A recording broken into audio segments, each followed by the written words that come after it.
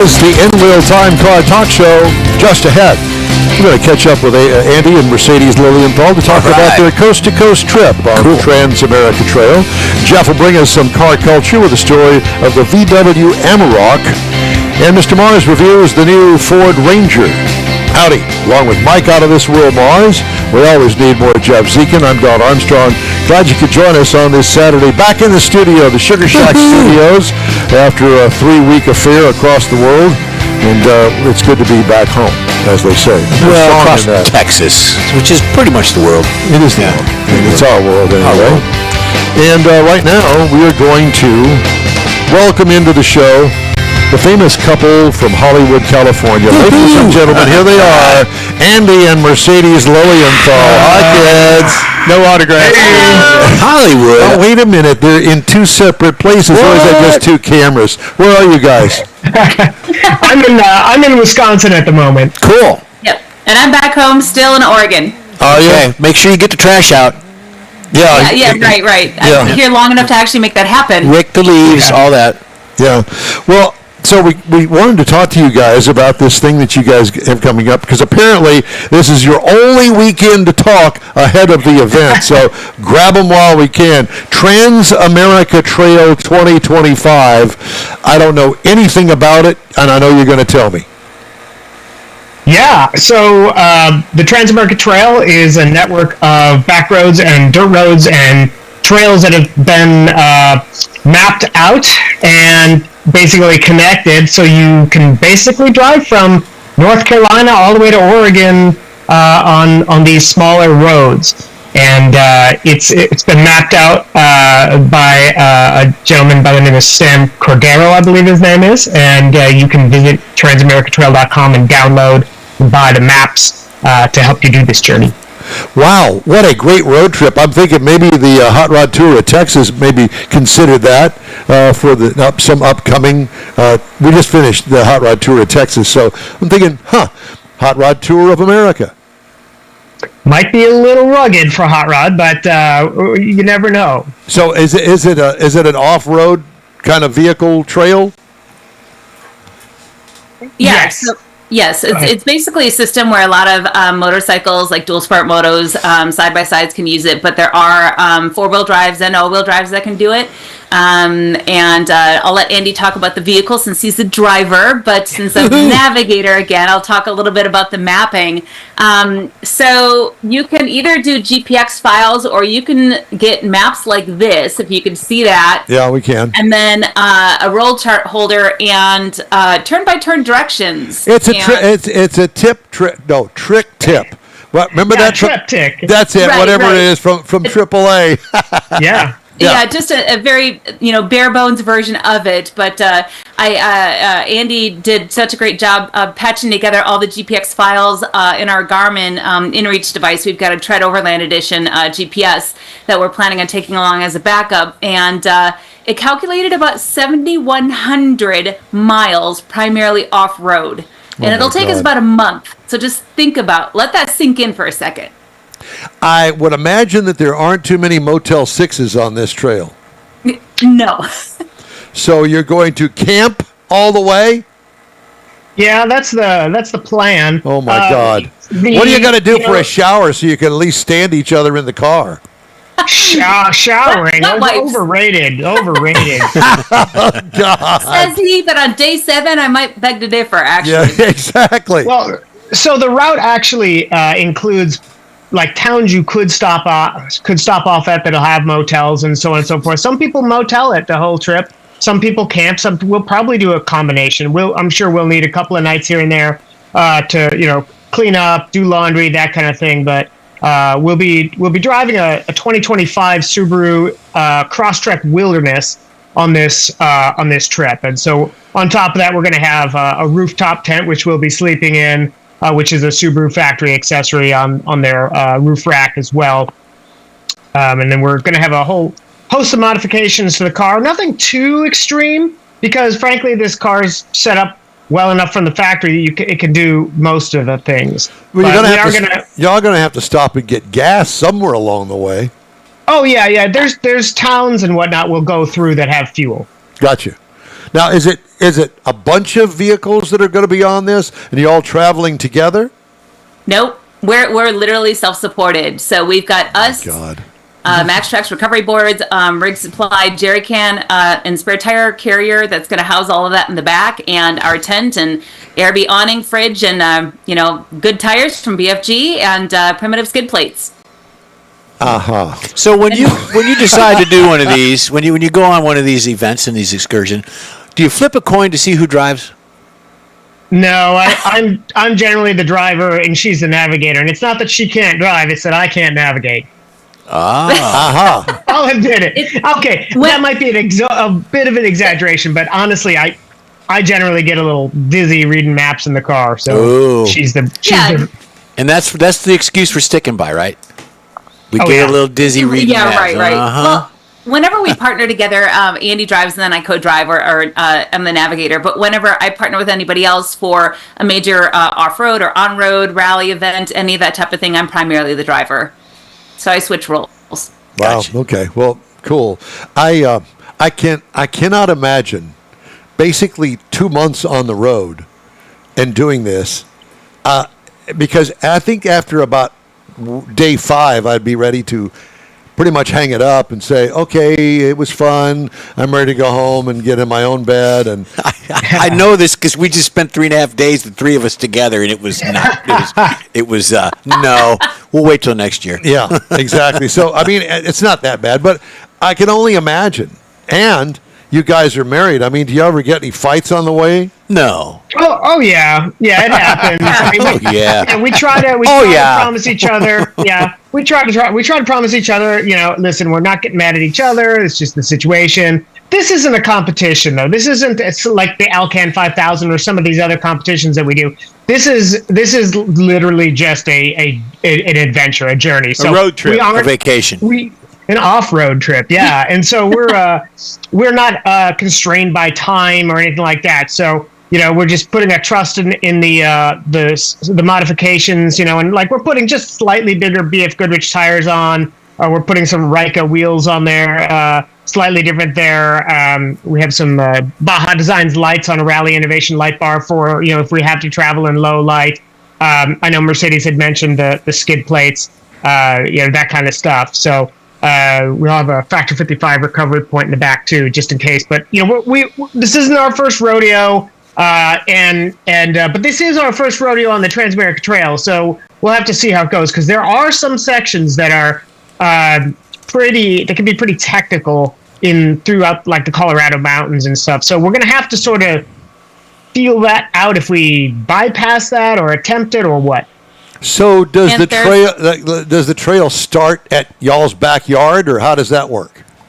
No, actually, you can dive in at different points. We're just choosing to do this self-supported from the easternmost Atlantic spur all the way over to the west coast most Pacific spur. So North Carolina all the way to Oregon, and based on what I've been able to gather so far with my research, it's about 15 states.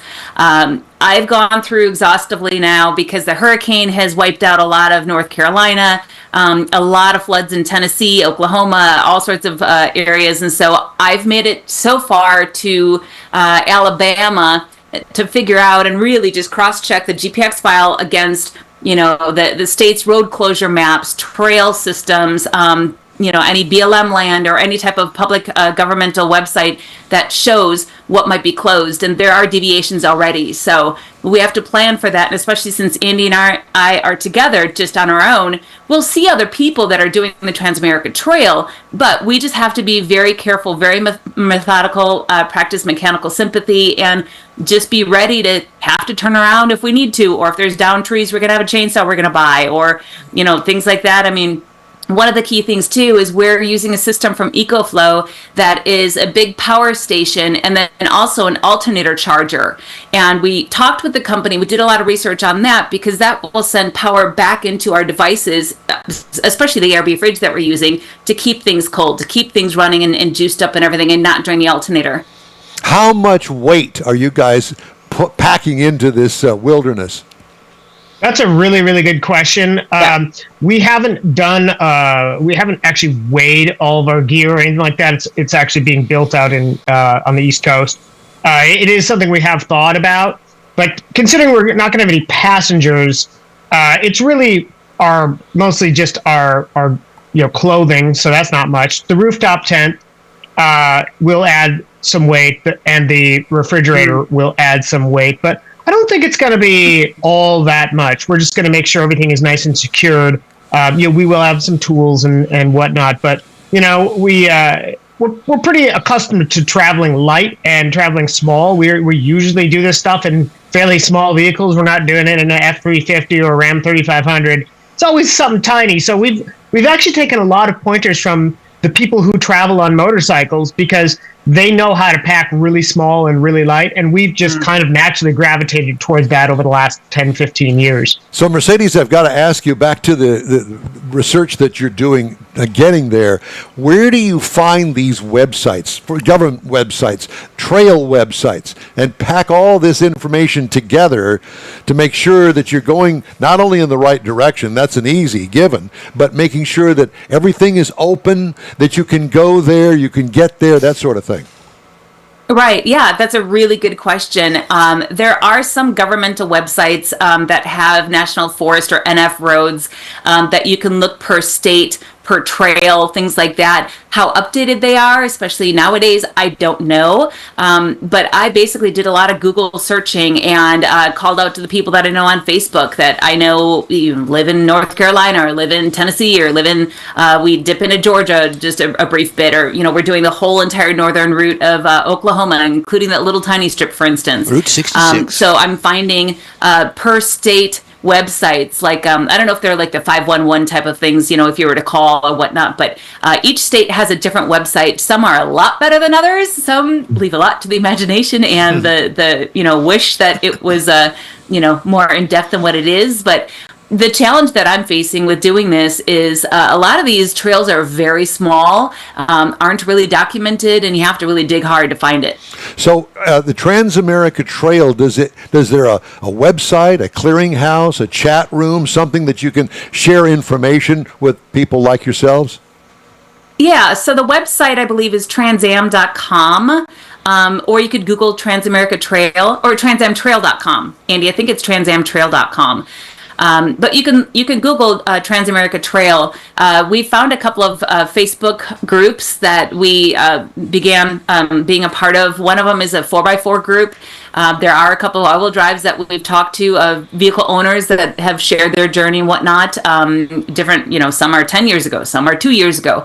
And the rest of them are mainly moto, but I still stay in them because you never know. The moto guys just really know when they're on top of it, and we learn a lot from them too. Well, one of the things that comes to mind is we've had so many fires, not only in California, out on the West Coast, Oregon, everywhere that you tell me that you're going to go, and especially over in the East, which is a surprise to me. There's got to be some variations to the trail because of the fires that have occurred out there. Yeah, that is one thing. The folks out on the East Coast, especially in the Carolinas, they dealt with Hurricane Helene, and then they ended up with fires here not that long ago. Right. And when those trees fall and they sort of get rid of that erosion barrier, and then it rains, and then they get landslides. And so I think, honestly, our biggest challenge here is going to be changing trail conditions and changing weather conditions. Going across these states in the summer, you can get big thunderstorms. We've been in Texas during massive thunderstorms, and we're from the Midwest. We just had tornadoes here in Wisconsin and Minnesota last week. So it's going to be paying attention, keeping eyes to the skies, ears to the tracks, and just trying to understand what lies ahead and being prepared to turn around or take bypasses or cut our way through. I've got one for you. And we will have emergency... No, go ahead. Oh, I just wanted to add to that. We will have emergency communications via our Garmin InReach device. We're going to actually bring two of them. One is a handheld. It's a little GPS 67i, GPS map 67i. And so when we deviate off the vehicle and maybe hike in or check something out or whatever, we can take that with us in case something happens. Then we have our main GPS that was about 6 inches wide that'll be mounted in the vehicle. But we also are bringing a Starlink Mini. Gosh, it's early in the morning. with us, and we could set that up to upload content to our blog site, social, and all that type of stuff, but also for emergency purposes. So when you have a trip like this, and say if someone wants to get in and join what you're doing on the trans journey, say for instance Mike and Don want to spend a month together in a tent on the roof of a car. What is it going to cost them? What is the initial outlay? You got a sponsorship of Subaru. You've got a lot of tech stuff. What does it cost to do a trip like this? Don't forget the shots. Yeah. Yeah, I mean, it all depends, on what vehicle you have, or if it's a motorcycle, do you have the gear already? Thankfully, Andy and I, since we've been doing a lot of off-roading stuff for so long, for so many years, we have 95% of everything that we need. We decided to outfit the vehicle, the Subaru Crosstrek Wilderness, which is a 2025 model, with very critical things that, of course, we don't have, although we've got it at home, but we can't put it on from our Crosstrek, for instance. We've got a 2022 onto that one. So it depends on what you need to buy. But for us, we're planning on camping primarily along the way, gathering a lot of content, writing articles and podcasts, radio shows, all that type of stuff, photography. But pay for fuel, pay for whatever clothing that you might need. Food would be critical. Again, we've got that fridge, so we're going to hopefully minimize the having to run to the grocery store all the time. Pack some freeze-dried stuff, and just, whatever else you might need along the way. Ooh, freeze-dried food. How yummy. Yeah. You'd be surprised. Some of it isn't too bad these days. Yeah, well, thank God for the space program. Huh? I'm just anxious to see these two in a tent. Yeah, well, listen. All I can suggest is be sure and pack a nice set of toenail clippers while you're on the way, and that's a good point. Use them here and there in the ditty bag, whatever. But it's great to talk to you guys, and the best of luck to you. We'll be following you now. What's the best way for us to follow you on a daily basis? The best way to follow us is going to be through our social media. That's going to be our Instagram account at Crankshaft Culture, our Facebook groups and pages at Crankshaft Culture. We're also on Blue Sky these days. And then, of course, we have our website, crankshaftculture.com. Probably not going to be as updated as our social, but definitely stay tuned to Facebook, Instagram, and Blue Sky. Most importantly, you guys be safe on the trail. We love you both, and thank you so much for joining us today. Thanks, guys. Always a pleasure. Thanks so much for having us. Be safe. Y'all take care. All right. Just ahead, Jeff's Car Culture on the VW Amarok. Never heard of it? Jeff's going to tell you about it. Yeah. And a review of the 2025 Ford Ranger. All coming up on the In Wheel Time Car Talk Show after this quick break. The Tex-Mex dining experience is defined by Lupi Tortilla, your destination for Texas's best beef fajitas and frozen margaritas. Since 1983, Lupi Tortilla has served authentic and time-tested recipes made with the freshest ingredients.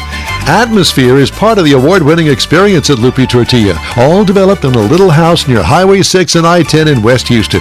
Visit any of the Lupi Tortillas and you'll see the same attention to detail in each and every location. Start your Lupi experience with queso flammeado and guacamole, along with a classic frozen margarita. Dine on famous Lupi beef and chicken fajitas, or pepper shrimp brochette, or a fish or vegetarian entree, and finish with a scrumptious flan for dessert. Find Lupi Tortilla in Houston, College Station, Beaumont, Austin, San Antonio, and Dallas-Fort Worth. There's a Texas location near you. The recipes are authentic and time-tested. The ingredients always fresh. Lupi Tortilla, he's pretty good. The NWell Time Car Talk Show thanks you for 14 wonderful years. Yep, our first show aired May 7th, 2011 on a local radio station. Then it was a move to the digital world and social media, and you followed. Thank you. We continue to build and grow our fan base, and it's all because of you and your auto enthusiast friends. We appreciate your support. It's always great to see you at our remote broadcasts, and we hope you'll continue to stop by and say hello. It's been a great ride, and we hope to bring you more fun and adventure right here on the In Wheel Time Car Talk Show. Oh, my God, there's so much going on during a commercial break. You have no clue. My head is spinning. Welcome back to the In Wheel Time Car Talk Show. Let's see. I did want to remind you that In Wheel Time hits the road again. What? Our next stop is in Granbury for the Lone Star Street Rod Association State Run. Beautiful. We invite you to join us for a live broadcast on June 14th, 9 to noon that day. We thank you for being with us today. And let's now get to Jeff's Car Culture, the VW Amarok. What? Right. Well, last week before we went to the Hot Rod Tour, early morning watching TV, and I was watching a little bit of the Pope's funeral. They had the procession on TV. Oh, yeah? This vehicle was in the procession, and I could not understand what it was because it looked like a mini pickup. Looks but like it had a Honda. It looked like a VW because of the emblem. So here we go, Michael. So for its second generation, the VW Amarok gets Ford's underpinning that grows the mid-side truck towing, hauling, and Ford. cabin size. Got it. Following months of teasing, Volkswagen has finally revealed the next generation Amarok pickup truck. Ford is partnered with Volkswagen. They offer more toughness, more capability, along with more space and more technology Oh my into God. this vehicle. Somebody wrote that. Absolutely. What's left for Volkswagen is to confirm when this vehicle is coming to the U.S., not just yet. Volkswagen sold more than 800,000 copies of the first generation of the Amarok in the worldwide market, but Ford sold over 800,000 vehicles just in the F-150 series. So there you go, Volkswagen. Might be a big part of why Ford and Volkswagen are partnering. They want to get the vehicle over to the U.S. and the underpinnings from Ford's new Global Ranger that helped Volkswagen offer the vehicle with more features and capabilities. The new Volkswagen Amarok is a 210.6-inch long vehicle. It's around 4 inches longer than the model it replaces, the previous Gen 1. The truck is 7 inches longer between the wheels, and yet Volkswagen has it shortened up after the wheels, after the rear fenders and the bumper spacing that they have on each end. The side benefit is a shorter overhangs. Truck is better approached on off-road angles. Both the towing and payload have increased. Amarok will be able to tow a maximum of 7,700 pounds. That's a lot. Very competitive in this segment. Its peak payload is a little over 2,500 pounds, higher than the capability of many light-duty trucks, and considerably higher than some of them in the U.S. market. Toyota Tacoma is around 1,600 as an example. Volkswagen plans to offer the TDI diesel in the worldwide markets from 148 horsepower 2-liter 4-cylinder version to the African market and other parts around the European market. They got a 3-liter V6 that makes 247 horsepower, which will only be offered in the premium markets, which the United States will be once it happens. The only gas engine is the 2-liter, 2.3-liter turbo, 298 horsepower. It's rumored that it's going to be in North America, but we'll see with a 10-speed transmission attached to it.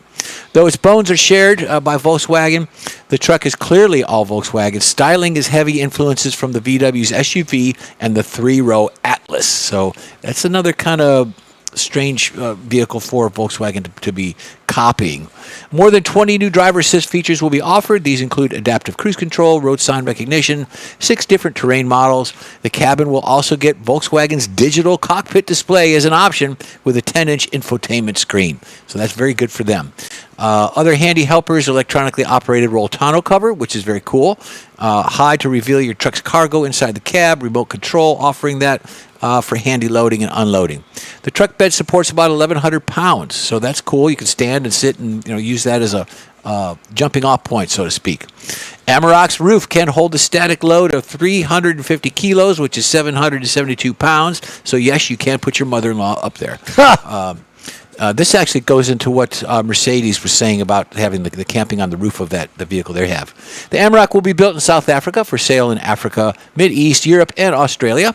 This truck should be subject to hefty fees of the tariffs if it comes to the U.S. under the normal plans that we have. So there you go.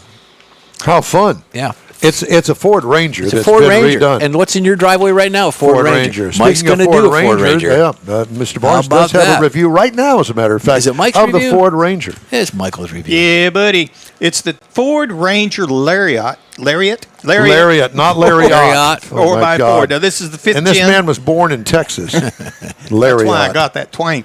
Now, the final assembly location of this is actually in Michigan. It comes in 4 trim levels, the XL, XLT Lariat, and the Raptor. And it's considered a standard size pickup. However, most of us call it a mid-size pickup. And, of course, they've gotten a lot bigger, so maybe it is really and truly a standard size. Sits 5 people. It only comes in a crew cab short bed. You don't have a lot of choices on this particular one. Has automatic LED projector headlamps, LED fog lights. You got tow hooks up front, body colored door handles and side mirrors. Got running boards on it, and I'm not sure why. For somebody like me, they don't help me get in or out. In fact, they kind of hinder it because I got to step over them and climb over them. They look good. The cargo bed has LED lighting as well, and then the locking tailgate, you lock the doors, it locks the tailgate as well, and we're rolling on the 18-inch aluminum wheels. Now, inside, because of the trim level we have the leather seating. The front seats are heated, but there's no venting. There's no cooling on those seats. Got a fold-up rear seat. It's got storage areas underneath it. Got the 12-inch digital driver display, so you can configure that in a lot of different ways. The 12-inch center stack, that's where you're going to find your convenience controls, your nav, your 360-degree surround view camera. It also had the power sliding rear window, which I'm not sure. That's another one of those things. I don't open it much. Never did, actually. So maybe you need it. If you do, there it is. Had the B&O sound system with 10 speakers and a subwoofer. That's a Bang & Olufsen. Yes. And I wasn't sure I could get all that out, so I went with B&O. So it I has... think there's a railroad too, company yeah. called B&O Railroad. Yeah, a Monopoly.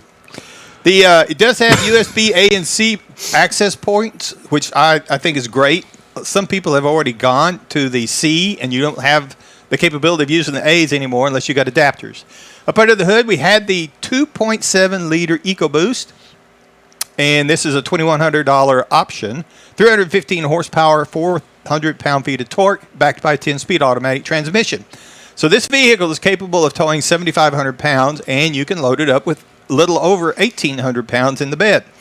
EPA says you should be looking for about 19 in the city, Highway 23, and combined 20. And this is a regular fuel vehicle, even though it's turbo. So I got 21.3 miles to the gallon across 327 miles, and I was very happy with that driving this vehicle. It's got a lot of power on it once you get it rolling. It's a little weak off the line, maybe. And the engine can be noisy if you're sitting there putting it under a little bit of duress going down the highway. Duress, I like that word. Yeah. As far as riding, or so I'm told it was. Anyway, it rides still like a truck, but it's a nicer driving vehicle. It got plenty of room in the front seats. The back seats are a little bit tight for what I think it would be an adult, but it's usable for a while. Pricing on this thing. Now, the base trim price for this vehicle was $47,165. Our MSRP is tested $54,375. Whoa. But you should note, you can get into a base model of the Ranger for $34,265. Looking for something to compare that to?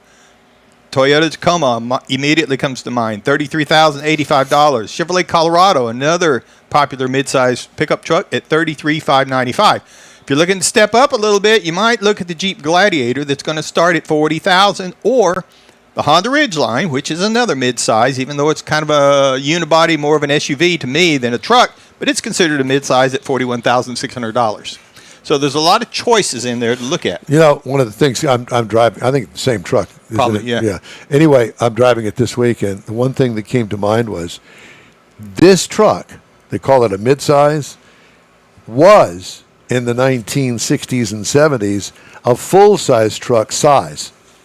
If you stop and think about it, that used to be the full-size truck. Because they've grown the full-size truck into such enormous proportions, it won't fit in the garage anymore. No, it won't. And that one barely will. And I remember my dad had a Ford Ranger for years that had the little jump seats on the side of it. Yeah. And it would almost fit in the bed of a full-size truck now. So it's a lot smaller. But that's my review of the Ford Ranger Lariat 4x4. Thank you, sir. In Real Time Car Talk continues after this. You own a car you love. Well, why not let Gulf Coast Auto Shield protect it? Houstonian John Gray invites you to his state-of-the-art facility to introduce you to his specialist team of auto enthusiasts. We promise you'll be impressed. Whether you're looking to massage your original paint to a like-new appearance, apply a ceramic coating, install a paint protection film, nano-ceramic window tint, or new windshield protection called ExoShield, Gulf Coast Auto Shield is where Houston's car people go. Curbed your wheels? Instead of buying new, why not have them repaired? How about a professionally installed radar detector? Gulf Coast Auto Shield does that too. Get a peek inside the shop and look at the services offered by getting online and heading to gcautoshield.com. Better yet, stop by their facility at 11275 South Sam Houston Tollway, just south of the Southwest Freeway, and get a personal tour. Gulf Coast Auto Shield is your place to go for all things exterior. Call them today, 832-930-5655 or gcautoshield.com. The award-winning In Real Time Car Talk Show now reaches 5.3 million folks each year.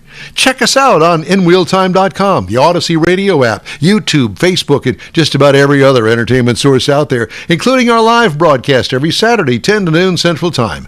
The In Wheel Time Car Talk Show has informative automotive guest interviews, new car reviews, along with popular features including Jeff's Car Culture, the latest new cars, cruise-ins, and racing dates. It's InWheelTime.com. Join us. From the Sugar Shack Studios in Texas, USA, it is the In Wheel Time Car Talk Show. Just ahead, we talk to HADA VP, a lot of letters there. That would be Rochelle Salinas, about a throwdown luxury ride and drive event next weekend, and she may challenge me when I say throwdown, because what I mean is that it appears as though this just happened, and it's going to Pop up. It's a pop-up ride and There drive. you go. Jeff has the cruise in and events calendars, and I'll bring you stories making automotive news headlines this week. Howdy, along with Mike out of this world, Mars. We always need more Jeff Seekin. Chief Engineer David Ainsley. I'm Don Armstrong. Glad you could join us on this Saturday. Let's get right to it. Did you like it? It's kind of a pop-up. It's a pop-up ride and drive, Rochelle. Yeah, that's pretty accurate. Well put, Don. Well, yeah, it's kind he of a didn't do pop-up. it. He didn't do anything. It was Jeff that came up with, because I get this. He's too old. I get this press release in the middle of the week this past week from Rochelle. I'm going, what? She usually has this stuff 3 months, 2 months, 1 month in advance. Oh no, this is a week and a half in Let's do advance. a week. All right, so explain yourself out of this one. Yeah, no problem. Because we're really looking at ways to bring the auto show to the rest of the year. Yeah. And in looking at feedback from the auto show that happened in January, we know there are some missing brands that people really wanted to see and experience in that same low pressure environment. And so we brought some of these luxury brands together with Evolve Houston, because we're going to have some EVs there, and Modern Luxury Magazine, who's helping us bring that luxury element to the whole event. And we're going to be at the Revere on May 8th, 9th, and 10th, Friday and Saturday, from 10 to 2. What is the And Revere? people can come and test drive about eight to nine different brands of luxury vehicles What is- that they didn't get to see at the auto show. So what is the Revere? The Revere is a new event venue off of Old Katy Road and 610.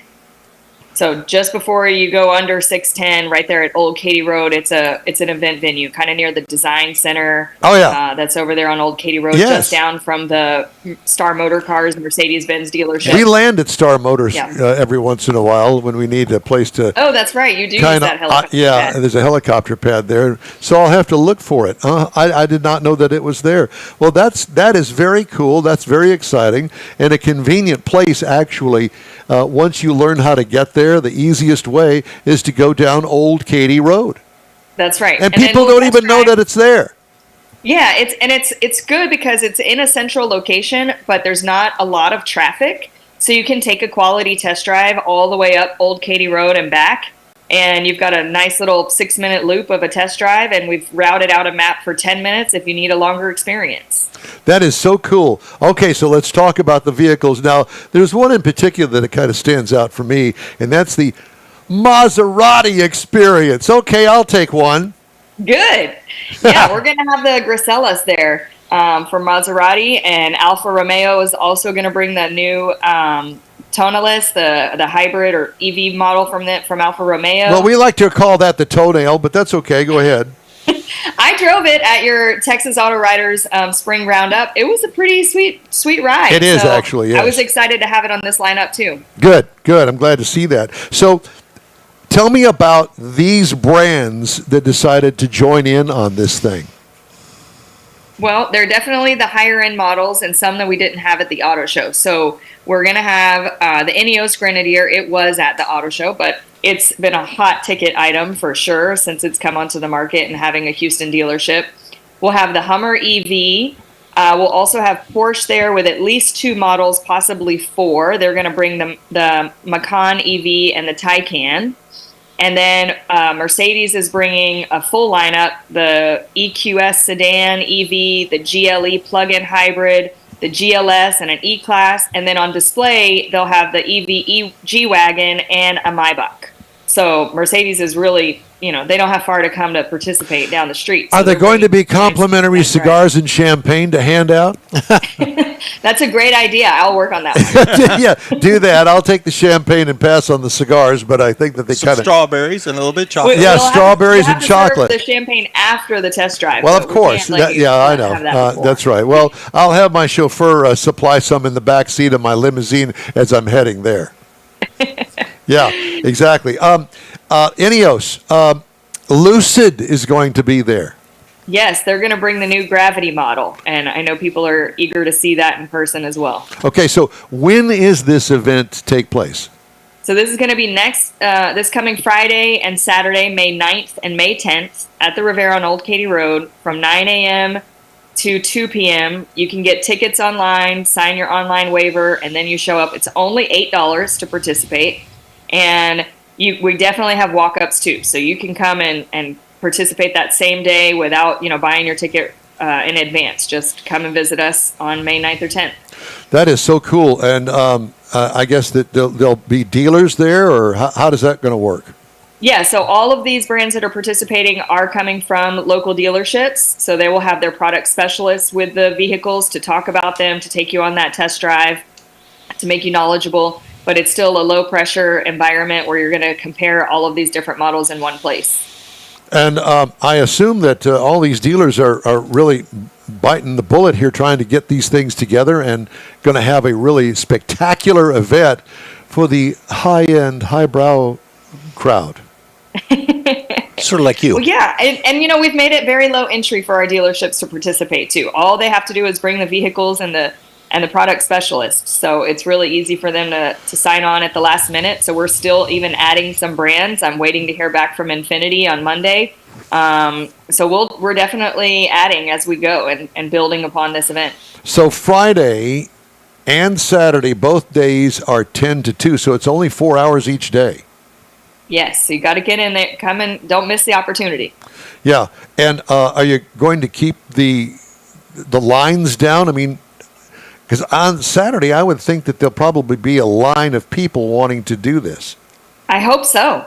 I really hope so. Well, Be a good problem to have. Well, I know, Yes. because you're here on the In Wheel Time Car Talk Show. I'm thinking that there's going to be a line of In Wheel Time listeners, viewers, followers out there, and they're going to go, well, they told us there may be a line, but we Yeah, didn't those are the know ones you check their ID. Yeah, most definitely. Yeah, and their health card. There you go.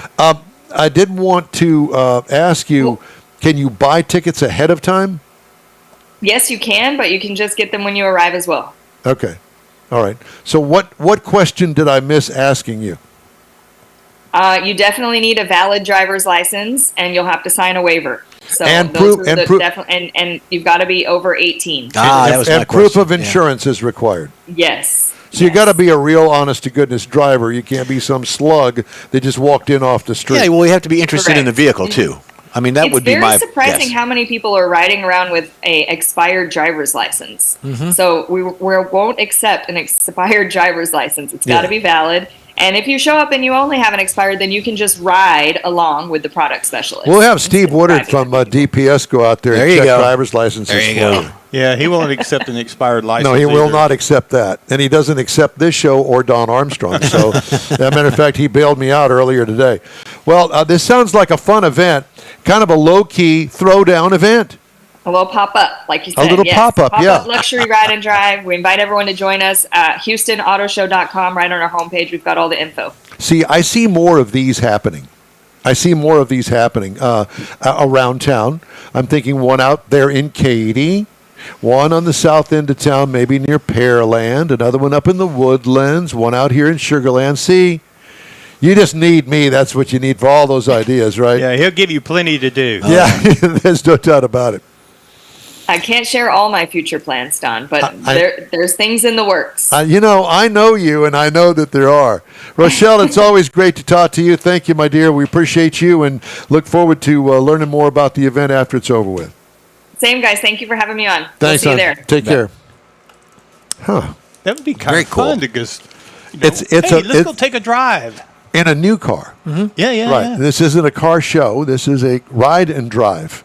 I mean, it's a show, but they're Yeah, all but it everything. just- If the car's parked, it's always a show. Yeah, but it's not like trying to go into a dealership and getting a test drive. Well, she did say low pressure, so that's good. Yeah. That's a key point. But you don't have to change dealerships here. You could just go and you could drive Right. several different ones at the same place. I like it. Yeah, I do too. It sounds pretty darn exciting. If you Well, ask then me. you can trade in your vet for the next hot rod. You know, He keeps that- I'm trying to not- get yeah, you to sell that I know. thing. Why do you want me We to sell sell it to Mike. Mike's a Corvette guy. Yeah, Mike. Mike couldn't get that in his driveway. You got so Why many is that? other vehicles. Well, it's got a little bit of an angle to it where it comes off the curb, but also because there's so many vehicles there. I have a 4-car driveway that's holding 6 cars at the moment. nice. What? And a transmission Why? in his bathtub. Why? Because that's how many cars we have there right now. What is this? The family compound? Part of it, yeah. Gee whiz. Well, it must be nice. Like those rogue preachers out there in West Texas. Rogue preachers. No. Amen. No. You know, I do have some recalls to tell you about that I thought I'd sneak in here if Sneak I may. it. Okay, I'm going to Sneaky. sneak it. And then I think that we'll do a little short version of the Hemmings Sold Cars Roundup. Okay. All right, so here are the yeah. recalls. Volkswagen has issued a pair of stop sale orders on the ID Buzz electric minivan stemming from 2 unrelated recalls. Under the first recall, the brake system warning light on the instrument panel may display an incorrect symbol and color. Is that a real recall? Is that an issue? The second recall covers unpadded trim parts to limit the width of the seating surface in the third row to 2 passengers. Say that again. They're going to have there is some unpadded trim parts to limit the width of the seating surface in the third row to 2 passengers. In other words, So- you're not getting Aunt Clarice back there that weighs 400 pounds. They got butt bumpers to keep you But from getting there. that's exactly Put her what in the it is. roof tent. There you That's go. a good idea. Other recalls, damaged front brake discs of the BMW X3 2025 model year. Mercedes-Benz, if you own a Mercedes-Benz of late model of any kind from 2023 through 2025, check, because there's too many to list. Look at this. You want to see them all? Let's start here. Start here on this page. So all of those, and then all of these up here. I'm not going to bore you with all of that, but Mercedes-Benz is recalling everything. Acura MDX 2014 to 2020, vehicle lighting failure, and that's a lot of models 2014 to 2020 for the MDX. Yeah. Ford Bronco, well, let's just talk about Ford in general. Not good. Recalls keep coming. Loss of steering from front control arm separation. Martha, I ain't going nowhere. It ain't turning. Ford Bronco 2025. Ford has been recalling various vehicles for various safety issues, including engine problems, instrument panel issues, powertrain control module issues. Some specific recalls include the EcoBoost engine failure affecting 21 to 22 F-150, Bronco, Explorer, and Edge models. Other recalls involve instrument panel illumination issues, 2022 to 23 Maverick hybrid models, 25 Ford Explorer vehicles due to potential powertrain control module problems. So pretty much a lot. Can I add something to that? Please. You said Mercedes and talking about all the Mercedes. Have you seen recently the commercials about Mercedes-Benz and Ford Motor Company on how they're building in America and our factories are great and we've got 2,500 people at this one plant and everything's really good? Well, are those the vehicles that they're producing out of these things? I don't know. You better look a little deeper into that. Oh, we're so great. We're U.S. born and U.S. made. And Voluntary recall involving 721,000 6.2-liter V8 engines offered in Chevrolet and GMC pickups and in all of the company's large SUVs. The engine made in GM's Tonawanda, New York plant is not just another motor. It is the latest evolution of the workhorse Chevy small block V8. GM engineers have been dissecting the failed engines to determine why the motors can suddenly seize, some with just a few hundred miles. I have a friend of mine that wound up pulling the lemon card and got the car replaced. He wanted his money back. They gave him his money back. He did not want another vehicle. Wow. And a lot of it has to do with engine bearings, like connecting rod bearings, that sort of thing. So that's a big, huge mess. Good luck to GM on that one. Sold car roundup. You ready? No, I'm looking for it right now. Here we go. Got it. Okay, Yep. you ready? Yep. Mr. Mars? Yes, sir. A 1988 Ford Country Squire. This has got Jeff Zekin's Hold on, name I written all pull this over it. bad boy out. And I want you to take a look at this. This, ladies and gentlemen, is the beginnings of the car that was in, Family truckster. the family truckster. Now, I've got a couple of little postcards of this vehicle, not that color, but I'm saying that's like going to be that's going to be a lot of money. Man, that's going to be a lot. I'm thinking $12,000. Mars? Heitzman says 23. Let me get that in there first. Okay. Yeah, I'm going to say 16 maybe. $10,450, and it looks clean and it looks all Yeah. original. Nice new tires. Yeah, Yep. that's good. The next one up, something for you, Mr. Mars, to put in your family museum over there. Yeah, you got now you A got 7 cars. in the drive. 1960 Plymouth Suburban. I didn't know that Plymouth made a Suburban, I but didn't either, apparently but that they looks do. pretty cool. Yeah, I don't know as if it runs or not. Doesn't look like it does, but Be a nice project. Says no reserve. no reserve. So guess how much that sold for? $6,000. No. I'm going to say $12,000. $12,000. I can't. Yeah, Heitzman. we haven't heard anything. He's still laying on the floor laughing. Yeah. Well, this 60 Plymouth. 8,000. This 60 Plymouth Suburban sold for $1,000. I can't believe this is Hemmings. Yeah. I can't believe they did that. Yeah. Okay. The Somebody next. wanted Said it. no reserve. So Yeah. The next one up is a 1930 Ford Model A. It looks like it's been completely restored. Classic. I mean, it's a Model A, for God's sakes. yeah. Uh-huh. How much do you think that sold for? $21,000. That's high. That's probably too high. I'm going to go for 18. That might even be high. Sold for $15,750. Yeah. I never thought in a I million know. years that Well, you could buy one for that price. That's about Well, that it's might, just 15 there's might really- be a high. Now, you know, really Jeff. not much of a market for those antiques that are Yeah. like that. They're not Yeah. that drivable anymore. No, they're not. Although there was somebody on the Hot Rod Tour that had, I don't know if it was a Model A. But it or didn't not. have the stock engine No, in it. no. Because it was hauling. Well, there was one that was Donkey, as puttering Mars along. says. There was one of them that was puttering. So here's Jeff's car, the 1950 Buick Special. Yeah. Look at that thing. Three-holder. My grandfather That's had a one of those, a three-holder. 1950 Buick Special that weighs about a jillion tons. Yeah, half a jillion just for the bumper. That's right. So how much do you think that chrome beauty would be with the Man. sunshade over the windshield? Yeah. It's got fender skirts on it too. It looks like. In the Kinda, back. yeah. Yeah, go ahead. How much? 31. 31? Mars? Heitzman says 14. I'm going to say 20. Heitzman wins at $14,438. Oh, very good, Jeffrey. All right, the next up is the 78 Ford F-150. A 1978. That's not That's not a 78. 78. That's like a 51 or Oh, 2. well, I guess I'm going to skip that one. Okay, well, this one here is a 1950 Mercury 68M. I did not know that Mercury made a pickup truck, See, I but think apparently that's they did. Canadian. Whatever. How much do you think that thing sold for? Michael, you go first. Yeah, I'd say maybe 16. Yeah, I'll stay with 16. I'll go 14. Heitzman says He hadn't said anything yet. Again, he's still sold laughing. price is $35,700. Ouch. In Canadian money. Yeah.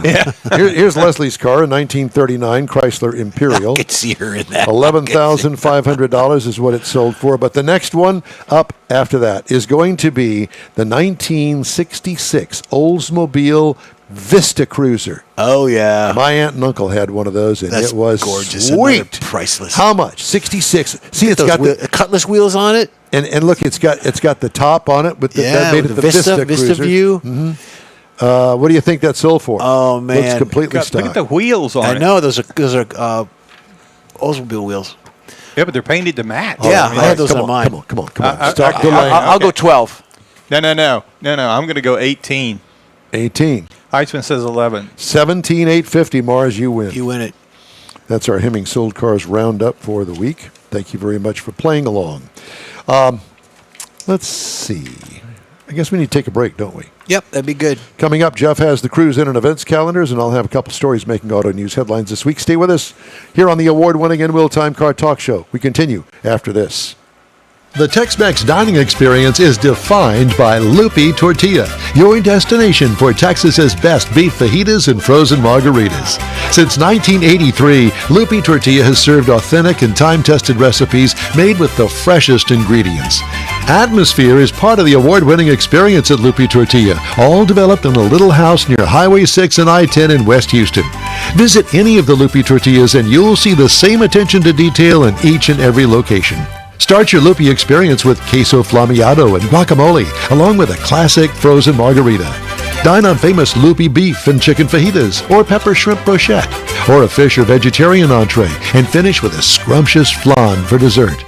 Find Lupi Tortilla in Houston, College Station, Beaumont, Austin, San Antonio, and Dallas-Fort Worth. There's a Texas location near you. The recipes are authentic and time-tested. The ingredients always fresh. Lupi Tortilla, he's pretty good. The NWell Time Car Talk Show thanks you for 14 wonderful years. Yep, our first show aired May 7th, 2011 on a local radio station. Then it was a move to the digital world and social media, and you followed. Thank you. We continue to build and grow our fan base, and it's all because of you and your auto enthusiast friends. We appreciate your support.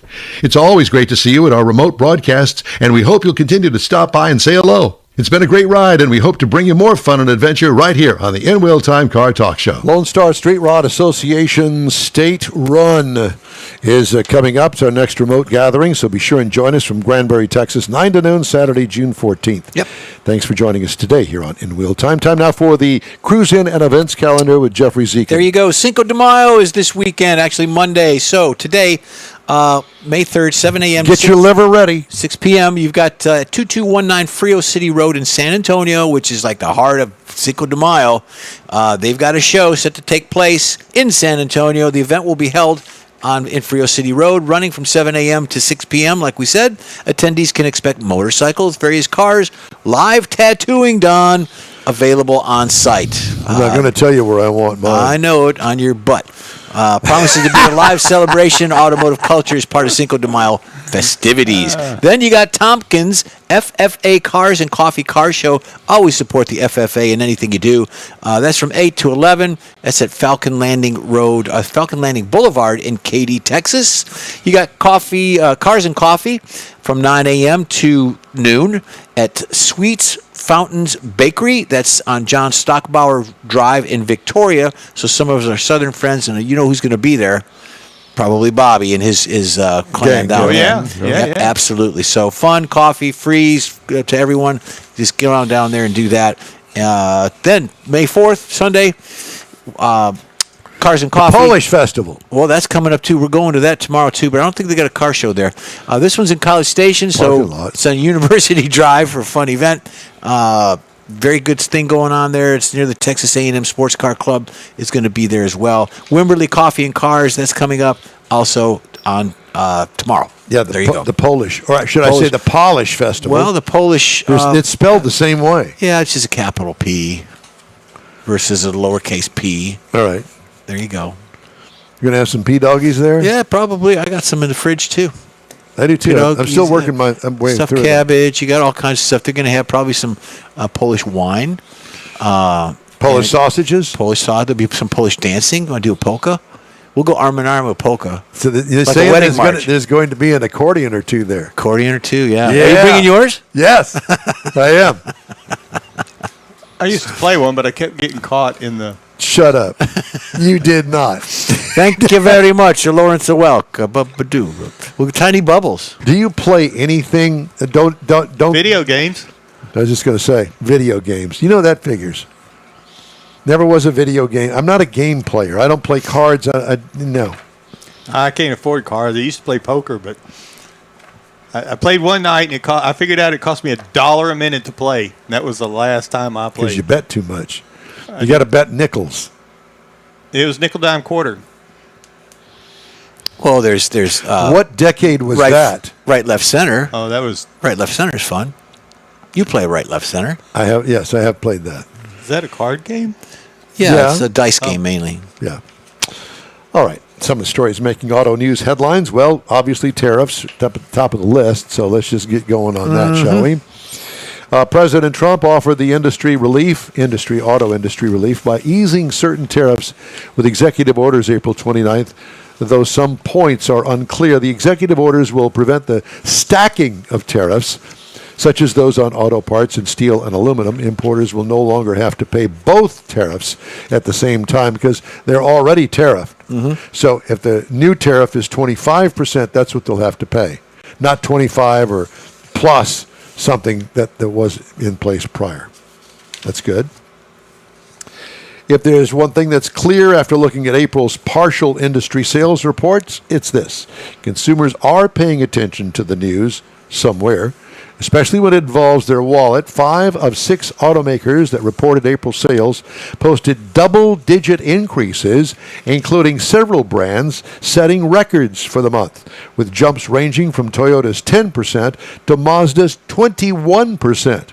Other automakers will report their sales after the end of the second quarter, but GM CFO Paul Jacobson said April 29th that the company's strong sales in March continued last month, with April deliveries on pace to rise 20% over the same month last year. Some other ones?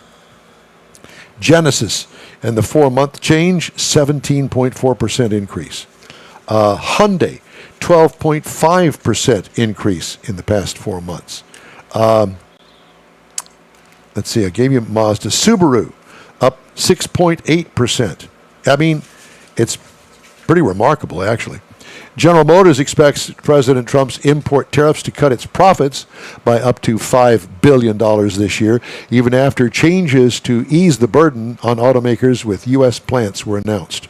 CEO Mary Barra said that GM is looking for ways to boost production of U.S.-built vehicles and will monitor discretionary spending.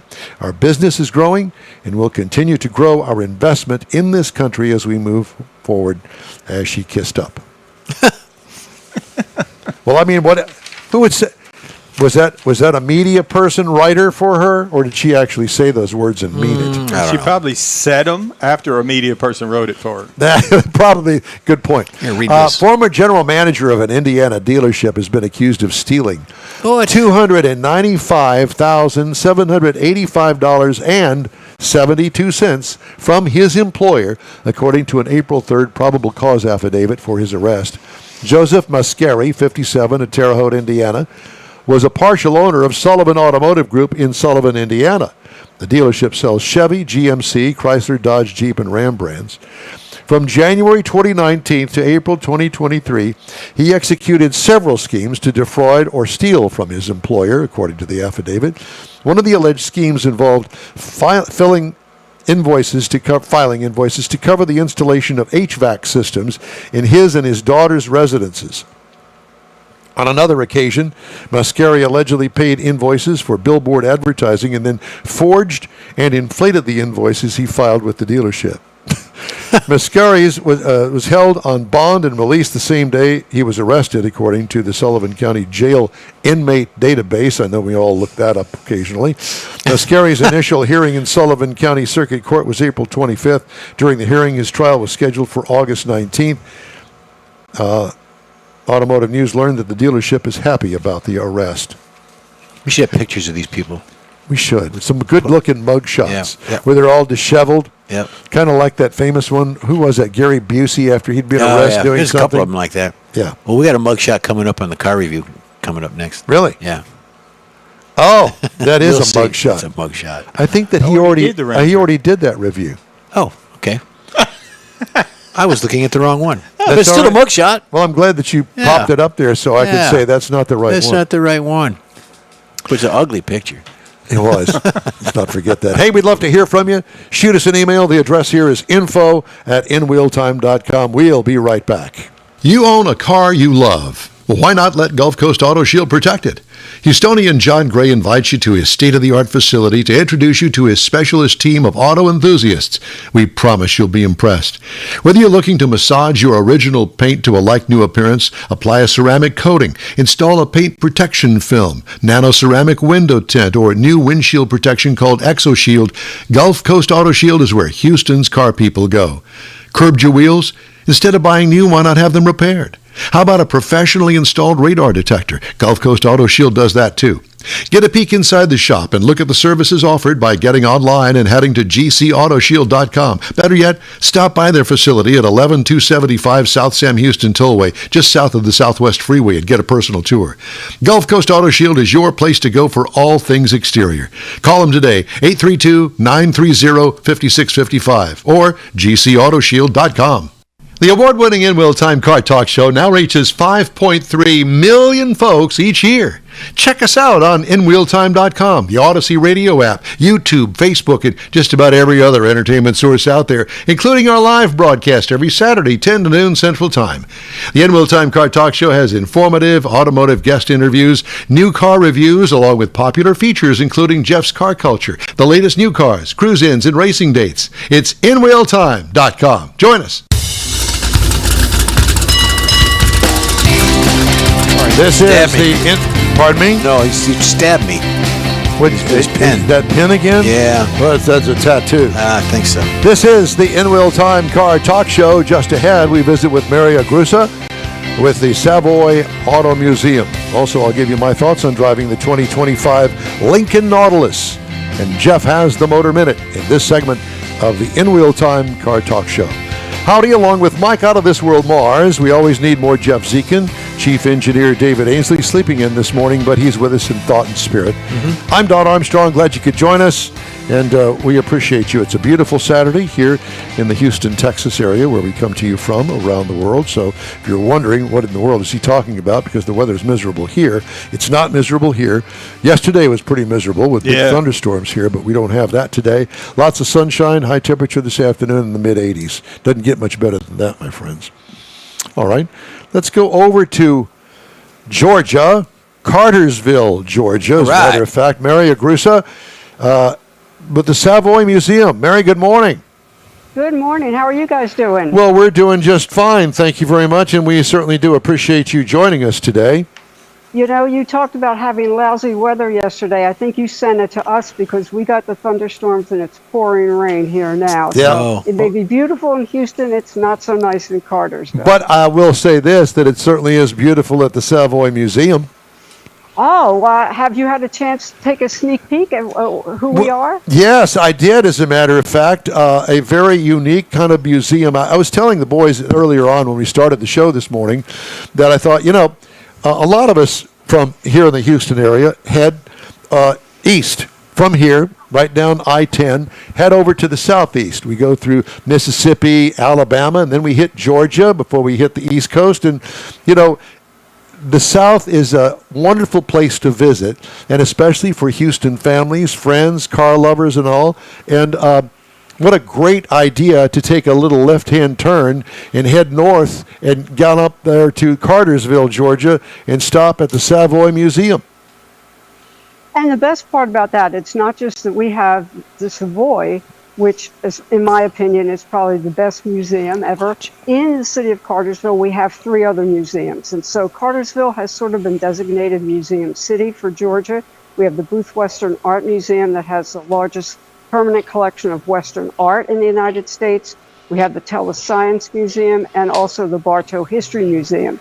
So for people that want to come up and see the cars, and I would highly recommend that you come up to the Savoy, there's also plenty of other things to come and do and see while you're in Cartersville. Mary, tell me the history about the Savoy Museum.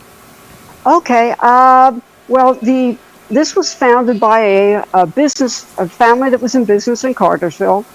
And while they were in business, they collected cars and Western art. When they retired out, they started pouring their resources into the community. The first was the Booth Western Art Museum. They took over the Wine and Mineral Museum, made that into the Tellus. They took over the local courthouse, made that the Bartow History Museum, and then they built the Savoy. And so while this was being built, this was originally on a piece of farmland, and it's about 30-some acres. And so when it was being built, there were no signs outside in terms of what was going up. And they did a lot of ground prep for about a year, and we were all scratching our heads, what is it? And then the back building that I refer to as the shed, which is now where we store all of our cars, went up, and it was silver and red, and we all thought we're getting a Costco finally. And that was the popular rumor. Of course, when everything started coming up out of the ground, they put the sign up, and that's when we knew it was going to be the car museum. Now, the name itself came from a 1954 Plymouth Savoy. It was actually found on the grounds while they were doing the site prep. It belonged to the family that owned the grounds, and interestingly enough, we had a high school principal from Cartersville who came in to visit, and this was her grandparents' property. When she was a young girl, she rode out with her grandmother out to Colorado in that car, so she knew that car when it was brand new. So that's how we wound up with the name. And I'd like to say that we're a little bit different than a lot of car museums, and I visit a lot of car museums. We consider this really more an art museum that is dedicated to the automobile. And so as it gives you some little snapshots of what we look like inside, you'll see that the way that we display our cars is very differently. In fact, I'll switch modes. I'm going to walk over to the Savoy Gallery, but you can walk 360 around all of the cars. If a car happens to have stanchions, that's because the owner of the museum has requested that we do it. Otherwise, we have it set up that you can get up close to the cars. We don't cram them in here. The lighting in the building is designed to make the cars look the best, especially if you're into photography. And so we really try to highlight cars as art.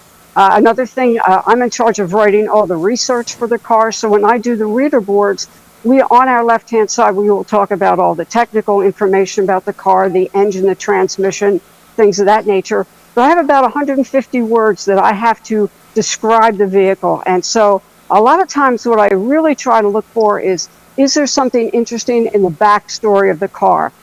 Is there something historical that is important to this car? Was there a reason why it was brought out?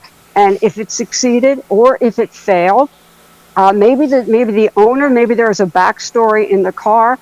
So that I like to, when people come, if you're not a car fan, and a lot of the people who come who aren't, but they're coming with people who are, they can sit there and read the reader boards, and a lot of them told me, this is something that I didn't expect. I've learned so much because we try to pull in the history of what is going on, really trying to make it something that anyone who's coming in can learn not just about cars, but also about the history of them and the history of, the automobile in general. Mary, you sound very, very well schooled in museum stuff. Curator, perhaps, in the past. Is that why you brought your skills here? No, actually, my background, what I'm going to show you right now is this is a Savoy Gallery, and the cars that you'll be seeing right now, these are all cars that we own. No, my background was in graphic design for a number of years. When I retired out of that, I messed around a little bit with day trading, found out that is not my skill. And my husband said, well, why don't you go back to school? Because here in the state of Georgia, if you're a resident, you can go back basically for free. You don't pay tuition. And so I found a school that actually offered a degree in English with an emphasis on writing. That was something that I was interested in learning about, and did that. And then the Savoy opened up, and there was a call for volunteers. And so my husband and I both put our names in the hat for that. And when we finally got asked to come, they needed people who would do the tour guides. And so I was all over that. And as it turns out, right now I'm a part-time employee here. I'm also a docent. The person who was doing my part of the job became ill, and she had to retire out. And so they were asking the different docents if we could write about the cars, if we could do the reader boards. And I was like, well, yeah, I can do that. And so I started doing that, and the curator liked my style and the fact that I could write them, research them, and write them fairly quickly. Something that he and the other graphic artists wouldn't have to do any longer. And so they said, do you want to come and work here? And I said, yeah, as long as I can still be a part-time guide, because one of the things that I find in terms of being a docent, with interacting with the public, I find out what really resonates with them. And one of the things that I found out is that, yeah, they really like the history of the cars, and not just the gearhead part of it, but also, the background stories of the cars. Well, I congratulate you. You do an excellent job. Is that the Well, thank Savoy? you. Am I looking at the Savoy right there? Well, this is not the one that we found out in the yard. This is Beatrice, and she is a 59 Plymouth Savoy. Last summer, she was part of the Great Race. Unfortunately, Beatrice got to the fourth day in the mountains of West Virginia and dropped 2 cylinders. And so that was the end of her stint in the Great Race. We are now doing a fundraising campaign. We want to have her ready for 2006. But the better part of that was, even though she failed, we brought a couple of the students in to talk about their, what the experience was like. And we have a local college and career center here that is tied in with one of our technical colleges. And their principal and the head of that class came to the presentation on the Great Race. And now they are looking at this for the next school year, which they're going to be putting a Corvette together. They are talking about entering that in the Great Race as in the student division. So even though Beatrice didn't, do all that well when she was up and running, she has inspired another school to pick up the challenge and do it also. And my hope is that since this is a county school that is doing it, that one of the city schools will also want to get into doing this. And I think it would be fun to have, in between the city and the county, let's have a little bit of competition. Which school does better at the Great Race? Because it's not about speed, it's all about precision and being there right on time. And so I think it would be great for us to be able to have a little fun competition going between the 2 schools. I don't know, we'll have to wait and see what happens. Well, right now what we're in, this is what we call our Great Hall. And this is one of the exhibit areas that will change. Of the 5 exhibit areas that we have, the Savoy Museum, that gallery doesn't change, or it does a little bit, but not that much. Of the other 4 halls, one of these changes every 30 days. And so this is what's called locally owned. The cars that are here are owned by either members of the museum or friends that live within a pretty close geographic area. And we did this 2 years ago. We found that people really liked it. The owners of the car really like being able to bring their vehicles in and sit here for 4 months and have people ooh and ah over them. And also visitors coming in find out, boy, there's a lot out in those garages around Cartersville that we never would have expected. Mary, you just showed us a 409 there. Yeah. I guess you probably already know about that. Well, yeah. Well, my favorite part of this is the Beach Boys. That's wait, you attraction 409, and this car has it all. But this is one of the anniversary cars that came out in 1962. Which the funny thing was, there was no anniversary edition. I mean, nothing for GM. The anniversary was 1955, and they did a gold-plated Bel Air to celebrate that. But they just put out this car for no one really knows why. It sounds like our car show. We just make up awards and just put them on there ourselves, just like that. We're award winning. When somebody says, "Well, what award did you win?" We got a long list of them. We'll get back with you. Yeah, that's right. We don't know what it is. So that there is a Model T. This is a Model T, 1925. The backstory on this is when Jay found the car, he found this actually in a general store up in Tennessee. And he collects Model Ts, and in order to buy it, there were 2 stipulations. First, he had to prove that he could drive the car, and second, he had to agree that he would never restore it. So this is, in it to a degree, not necessarily pristine condition, but if you want to see an untouched Model T, that's what we have. And this car will actually celebrate its 100th birthday this month.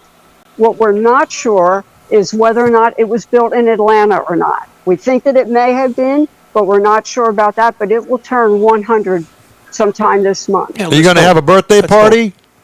I sure hope so. I'm sort of pushing for it. I've asked for it, but I don't always get what I want. But again, now this car, perfect way of talking about history. We ask people, why do you think the roof of the car is so high? Well, the answer is because men wore hats, especially top hats, and it had to accommodate that. In 1955, Dodge, that was the first year that Dodge actually got rid of their guideline that the roof of the car had to be high enough to accommodate a man wearing a hat. And we also let people know that if you liked back in the day, now you can probably relate to this, When we get our old Weber grill out and we would throw charcoal in there to have a barbecue, well, Kingsford charcoal is right out of Henry Ford. That originally was called Ford charcoal, and then it became Kingsford. And that was the offshoot of, he had to find a way to get rid of all the sawdust and the odds and ends of wood, and they invented, charcoal briquettes. Mm-hmm. So we can thank Henry Ford for the backyard barbecue also. Mary, how many displays do you have in the Savoy? We run 5 at a time. We have the regular Savoy Gallery. As I said, that stays relatively stable. And then we have the 4 other galleries. One of those changes every 30 days. So this is locally owned, and this is in what's called the Great Hall. This is probably the biggest of all the display spaces that we have. Then we will have 4 other galleries that come off of it. So, for example, we're going to walk into Gallery A, and this is called Splendid Studebakers. And with the exception of the first 2 decades that Studebaker was in existence, we have one car that goes through every decade of Studebaker's existence as a car company. This is the oldest one. This is from the Studebaker factory, the museum. And this is the 1927 limousine with actually a curved glass partition, which when you consider, glass manufacturing at that time, that was a very rare thing to have, but this has a glass partition in between the driver and the passenger. You could get a telephone for the chauffeur. This car is not equipped with that. And then we come all the way to the very end of Studebaker's run, which is the Avante. Very beautiful car, but, why do you put out a car that's for a Corvette market when you're sort of on the brink of bankruptcy? But they did. Beautiful car by Raymond Loewy, but just sometimes I look at Studebaker's management and I go, what were you thinking? I mean, they did some great things, but then they really did some things that were a little bit on the weird side. Mary, tell us where the Savoy Museum is located. I know it's Cartersville. Where is that? We are between Chattanooga and Atlanta, right on I-75. We're about midway between those 2 places. We're right off the highway. We're about 2 miles west once you jump off of 75. And again, there's a lot to do here in the Cartersville area. Besides the museum, we have a really nice downtown area with plenty of places to eat and to shop.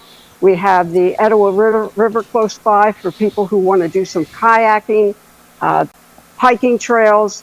There's just a lot going on in this area. And, of course, it's all the museums that we have here. Well, Mary, we could talk to you for days on end, I am sure, but it really is very appreciated for you to take the time to join the In Wheel Time car family this morning and fill us in about the Savoy Museum. So is there a website we could go to?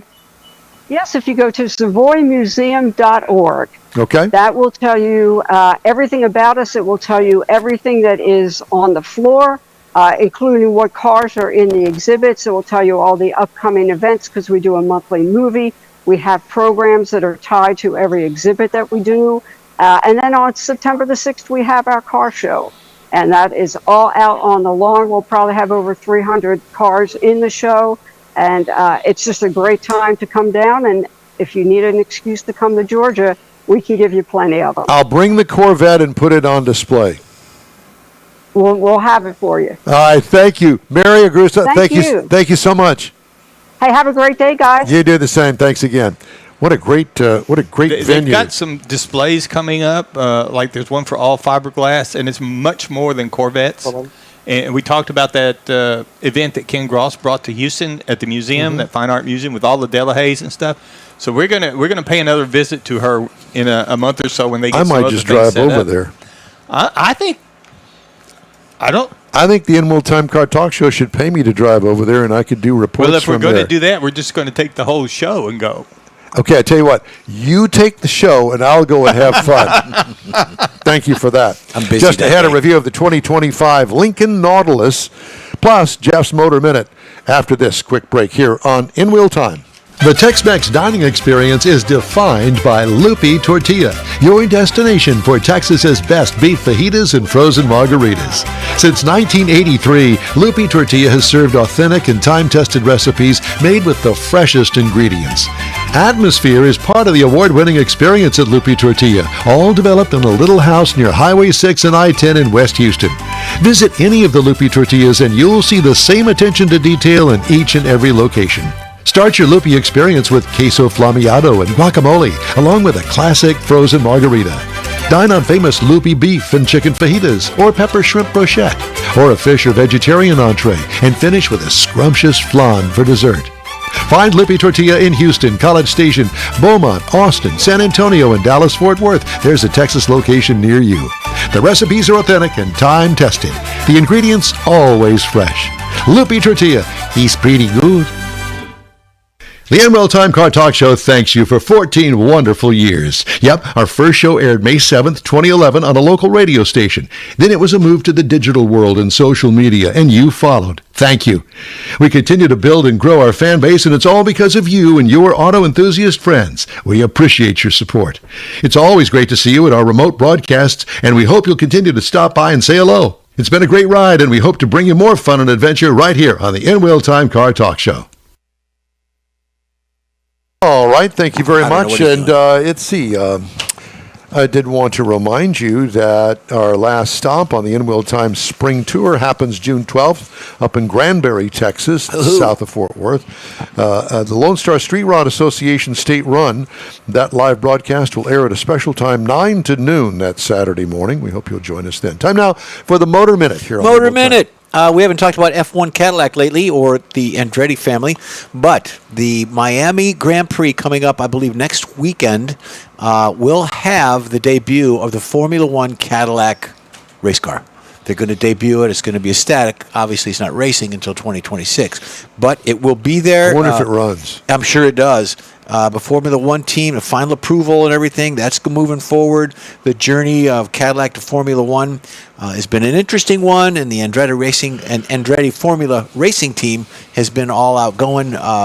They've got 4 drivers that they're considering: Sergio Perez, Zihu Gagno, Valtteri Bottas, Zihu Gagno. Zihu. Let me try that. Or is that Zhu? No, Zihu.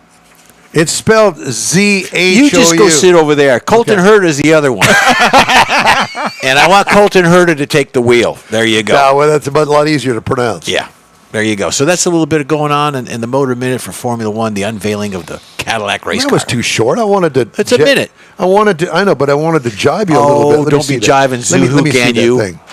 Sergio Perez, Zhu Guan Yu. It sounds. No. It sounds like some sort of disease. Larry Jones, that's how they pronounce it. Valtteri Bottas and Colton That's what I Herta. said, Valtteri Bottas. Bottas. It's a medical term. Yeah.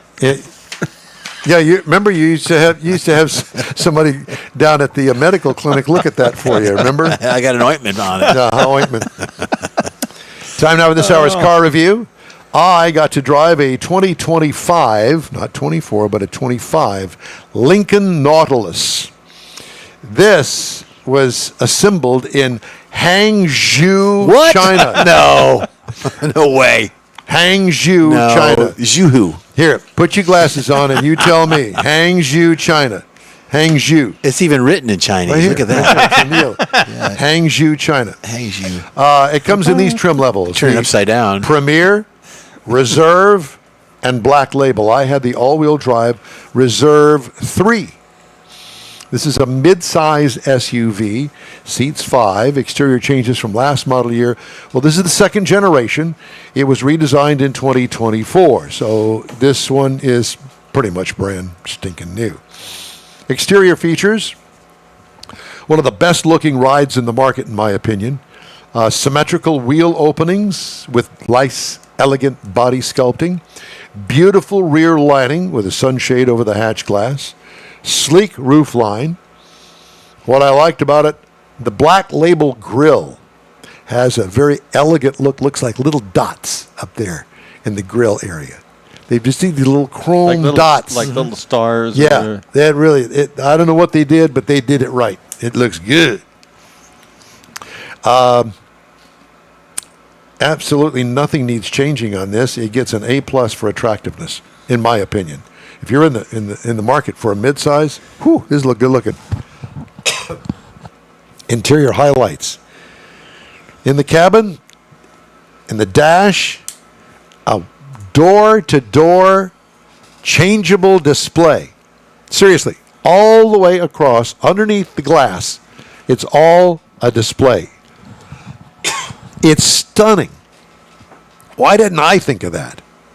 And then, if you want to get into changing the stuff, there are changeable little pads on the steering wheel, or you can get into it by the center screen above the center stack.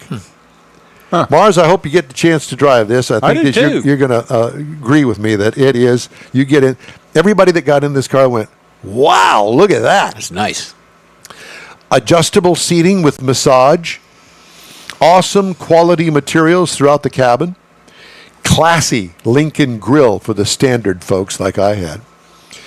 Cargo trunk room, adequate, competitive, plentiful storage space back there. What I liked, it makes you want to put on an Armani suit with an open collared shirt and drive around with your chest hairs poking out. That's too Miami Vice.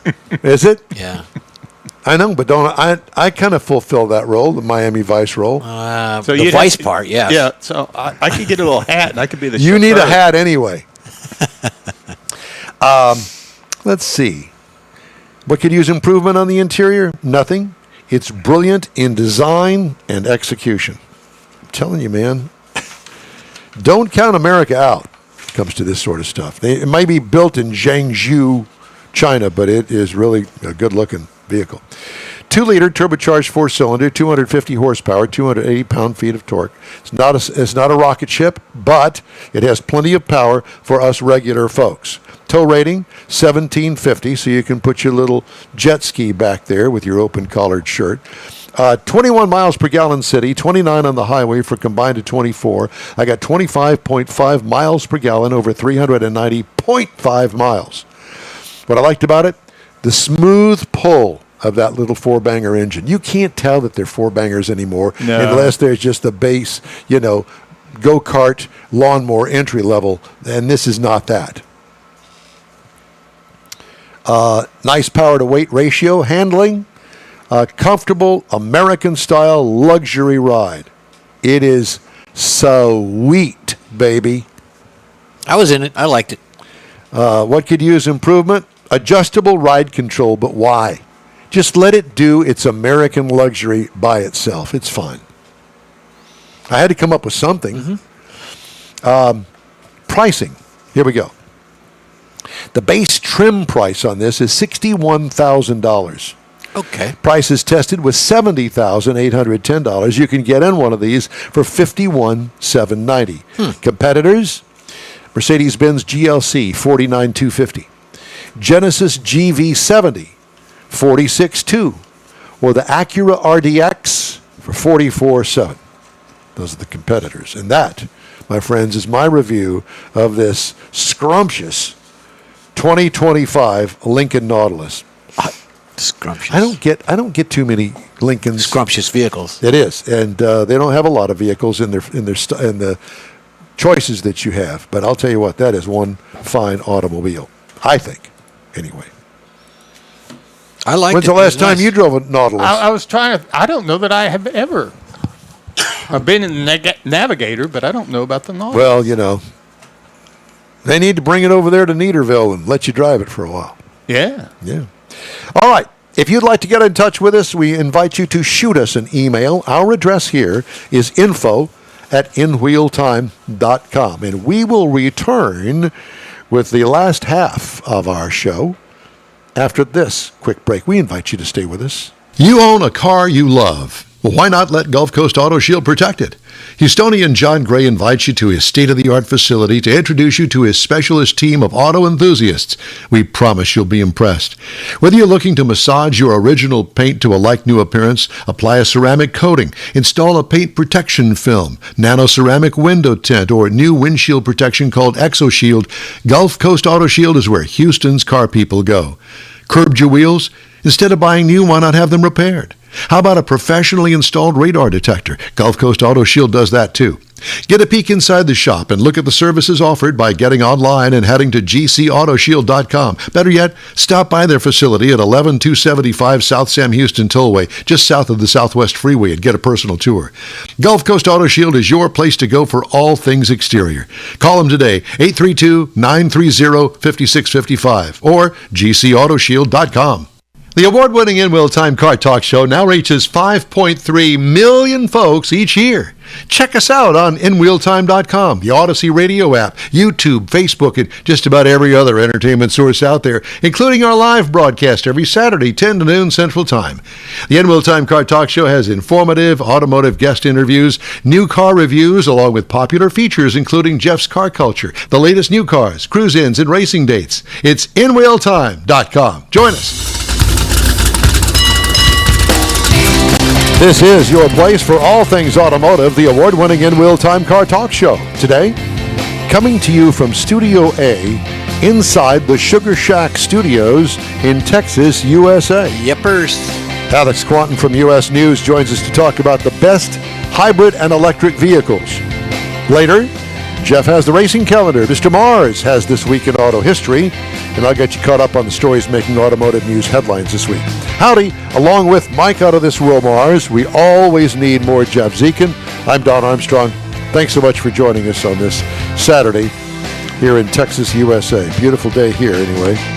Maybe not so in some parts of the country, but it is here. All right, let's get right to it.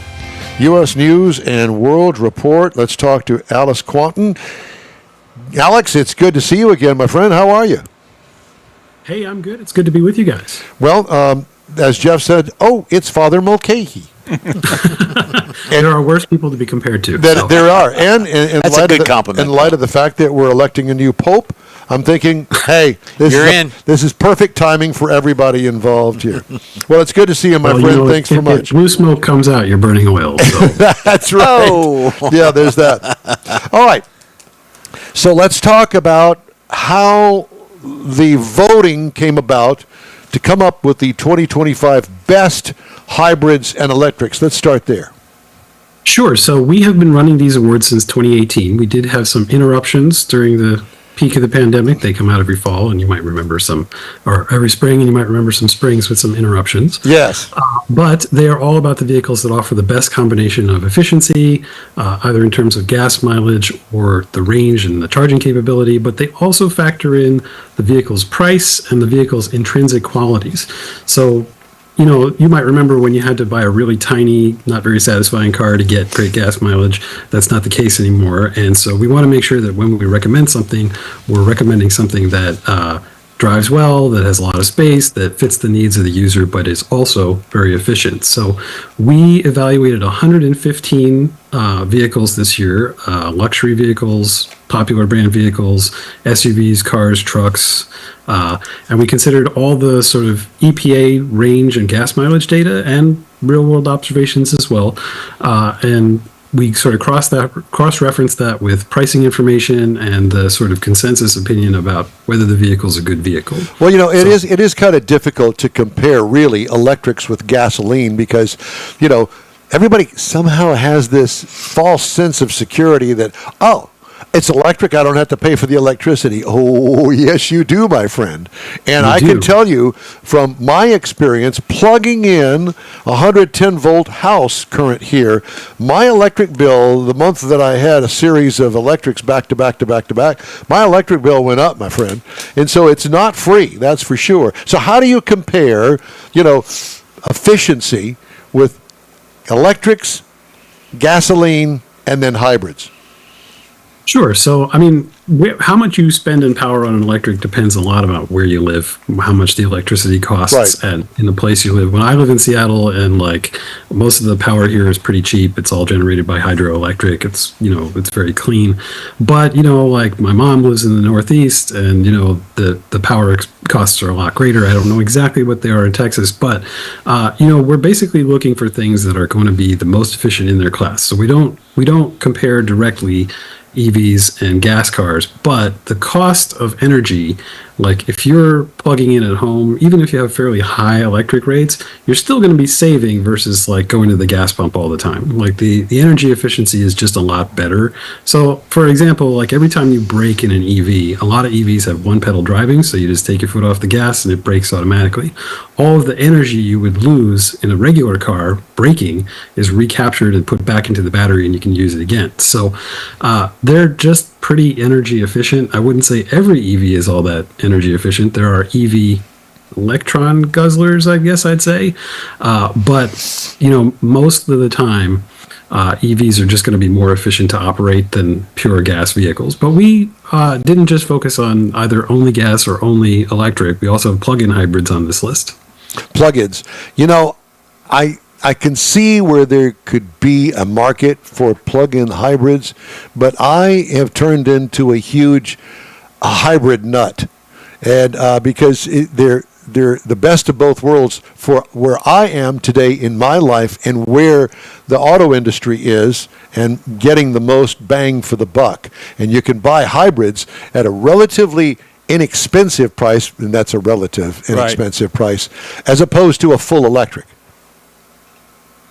Yeah, you know, the prices, the price and the crop of regular hybrids, conventional hybrids like a Prius, has really grown. They're a lot more affordable than they used to be, to the extent that some automakers are really making their higher trims hybrid only, and some automakers have made pretty popular models hybrid only. So the winner of the best hybrid car on this list is the Toyota Camry, which for this year is hybrid only. There is no regular Camry anymore. It's only a hybrid. So what's nice about that is that compared to the other hybrids in its class, it's about $2,500 to $4,000 cheaper model for model, which is a lot to start with. And it gets, you know, 44 to 51 miles per gallon in a mid-sized car. It's not slow. You know, it doesn't have any of the kind of old, like maybe 20 years ago, hybrid stigma of being kind of like slow or, you know, not satisfying to drive. Frumpy. It's a pretty good deal, and you know that efficiency, you know, it just doesn't cost as much as it used to, and there aren't any sacrifices with it really. Well, I have to tell you that it wasn't that long ago that I had a chance to drive the new Camry Hybrid, and it was everything that you say it was. And for me personally, I was pleasantly surprised. It got around town just great and got great gas mileage, almost 50 miles to the gallon, if you remember. And I touted the fact that I couldn't believe the gas mileage it got in such nice surroundings. I mean, the interior, everything about the car was spot on. Yeah, and you know the other two hybrids that we awarded here are kind of similar in that respect. We have the Tucson hybrid, which is best hybrid SUV. Mm-hmm. The Tucson wins a lot of things because it's just a really good all-around vehicle. You know, that one's rated for 35 to 38, but the last time I drove it, I got 41, I think. Yes. And that was all just driving around New York City, stop and go. It was just really, really efficient. And the Lexus NX hybrid is the best luxury hybrid, and that, you know, I also saw probably 36, 37 mpg. And I know you were just talking about the Nautilus, which does come as a hybrid.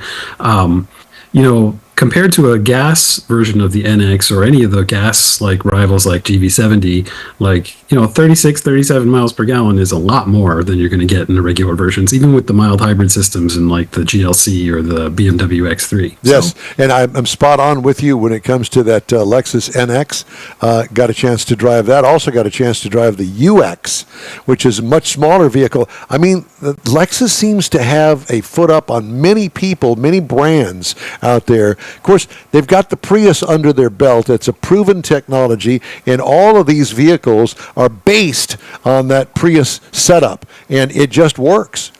Yeah, and you know, at one time there was a regular UX, and I think the people spoke with their wallets, right? Like they bought the hybrid because it was just so much, the gas mileage was so much better. There was no performance penalty, and really the cost was very, very little cost difference. So Lexus just stopped making the regular UX and just only makes the hybrid now. And I think like people are voting with their feet, you know, they want hybrids. Yeah.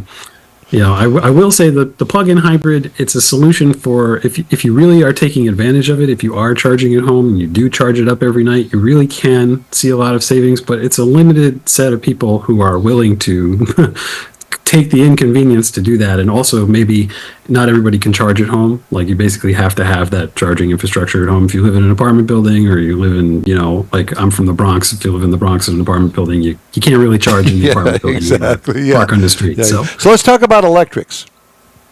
yeah, so we have several very exciting electric vehicles here. The best luxury electric car is the Lucid Air. I don't know if you guys have been in the Lucid Air. No, I've seen it, but I've not been in. But that is a super impressive vehicle. So every version of the Lucid Air has over 400 miles of range. The Grand Touring one, which I drove in 2023, had 512 miles of range, and I drove it for a good 6.5 hours through the Cascades and up to Bellingham and through the Skagit Valley and then back down to Seattle and then back up to the Skagit Valley, and I could not run the battery down below about 30% in hours and hours of driving, just because Nice. it just has that capacity, and it charges really fast, and it feels like a proper luxury car. Lots of great features, a little screen heavy, but most EVs are. The best luxury SUV is the Rivian R1S, which is newly improved this year. They have added all kinds of configurations. So there's a dual motor, there's a triple motor, and later this year there's going to be a quad motor.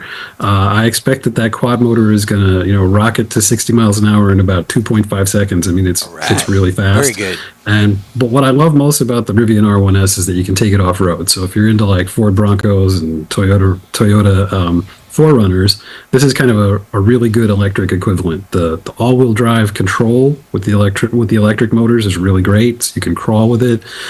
There's not a lot of other electric SUVs that can really do that. And the Rivian, it's just a really good design, I will say. A lot of these cars, as I said, are very screen heavy, which not everybody likes. But speaking of the volume ones, we have the Hyundai Ioniq 5 and the Hyundai Ioniq 6 as best electric SUV and best electric car. Both of these are really distinctive designs. They look nothing like each other, but they do share the same electric architecture. So in the Ioniq 5, you can get up to 318 miles range. In the 6, you can get up to 342. And what's really nice about the Ioniq 5 is that it offers kind of any kind of configuration you want. There's like an off-road one now, the XRT. There's a high-performance one, the Ioniq 5N, which kind of looks like an electric Lancia Delta Integrale, and drives like one too. So these are really great overall vehicles. I suppose being in Texas, you guys definitely want to talk about the best electric truck. Hello, McFly. Yeah, so the F-150 Lightning is a repeat winner of our best electric truck. And, what I love about the F-150 Lightning is that with one notable and glaring exception, it does everything the regular F-150 does, but better. So it's faster, it's quieter, it's much more energy efficient, but it offers all the stuff you get in a regular crew cab, short bed F-150 and more. The notable exception, of course, is towing.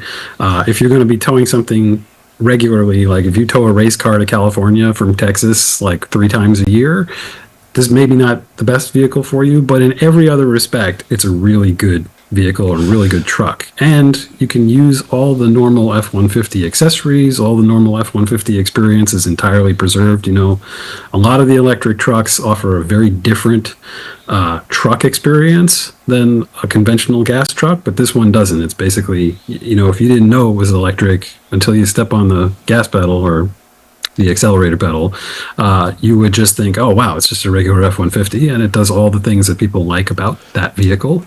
Speaking of that, I have to ask you this. Do you think that the Cybertruck is going to last? Do you think they're going to make it? Because, big boom in sales when it first came out, but boy, the sales have gone down the toilet. I'm going to go way back, and I'm going to give you a private theory of mine. So please, yes. Y'all know the AMC Pacer, right? Oh, yeah. Very well. The fishbowl. Yeah, everybody hates on the AMC Pacer, although it's kind of a cool little car. But when it was brand new, it actually sold really well that first 2 years, 75, 76. Yep. They couldn't keep them in stock.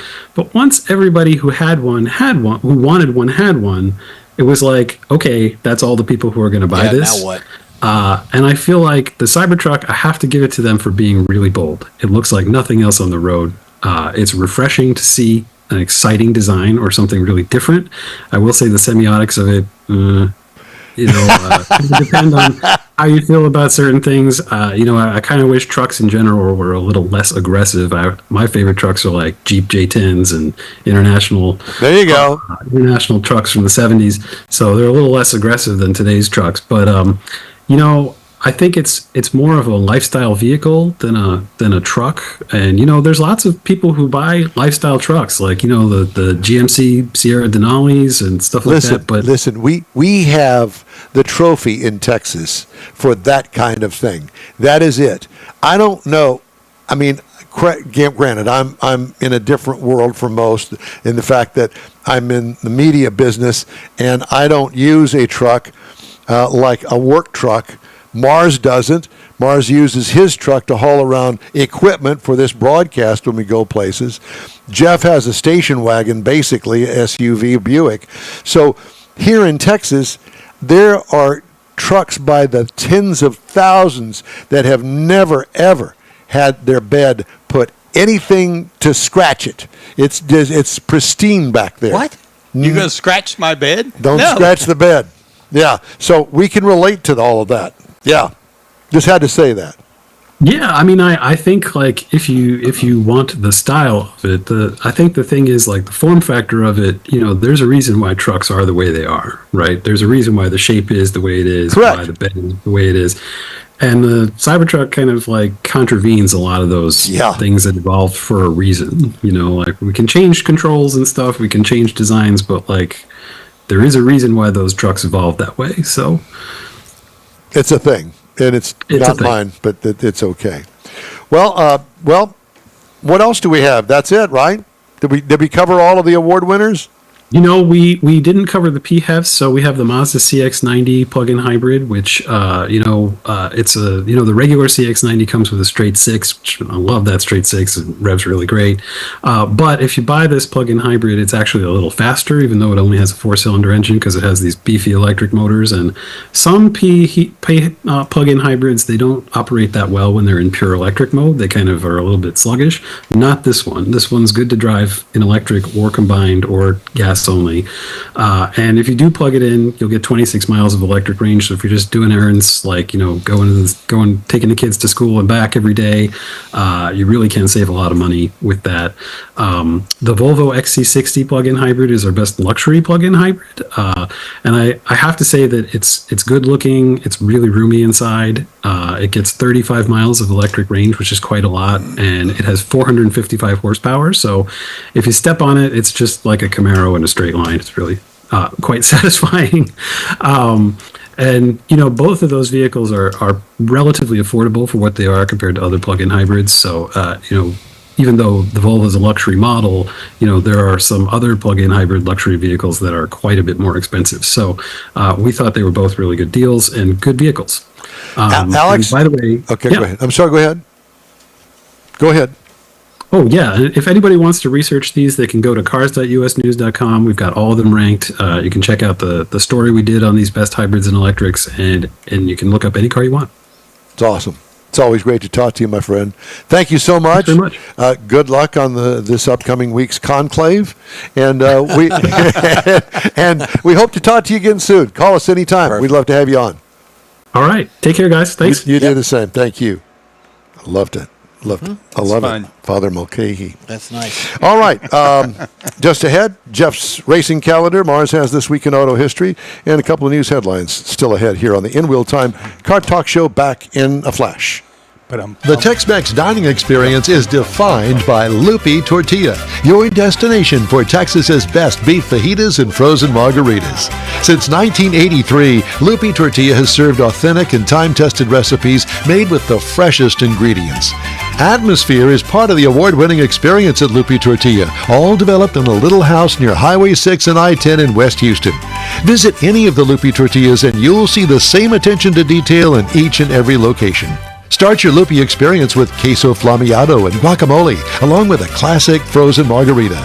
Dine on famous Lupi beef and chicken fajitas, or pepper shrimp brochette, or a fish or vegetarian entree, and finish with a scrumptious flan for dessert.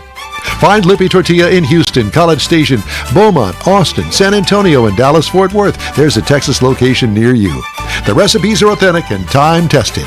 The ingredients always fresh. Loopy Tortilla, he's pretty good. The Enwell Time Car Talk Show thanks you for 14 wonderful years. Yep, our first show aired May 7th, 2011 on a local radio station. Then it was a move to the digital world and social media, and you followed. Thank you. We continue to build and grow our fan base, and it's all because of you and your auto enthusiast friends. We appreciate your support. It's always great to see you at our remote broadcasts, and we hope you'll continue to stop by and say hello. It's been a great ride, and we hope to bring you more fun and adventure right here on the In Wheel Time Car Talk Show. Welcome back to In Wheel Time. Looking forward to seeing you at the Lone Star Street Rod Association State Run in Granbury on June the 12th. If you can't be there in person, join us for our live broadcast 9 to noon. That's on June the 12th. Time now for the racing calendar, Jeffrey. Yep, got it. Sponsored by the Texas Muscle Car Club Challenge. Thank you for that. Yes. Craftsman Trucks ran yesterday. I don't know who quite finished in first or second, but they did run yesterday. Today is at Texas for the Xfinity race. Tomorrow is Texas for the big boys on the NASCAR Cup side. You've got Formula E. We're bringing that back. They're at Circuit de Monaco. The Monaco E Grand Prix is today and tomorrow in Monaco. Is it Del Monaco? No, just Monaco. No, that's a bean, I think. You've got the Grand Prix of Del Monte. Yeah, Del Monte. Grand Prix of Alabama. It's at Barber Motorsports Park in Birmingham, Alabama. They ran qualifying. I watched a little bit of the rebroadcast this morning.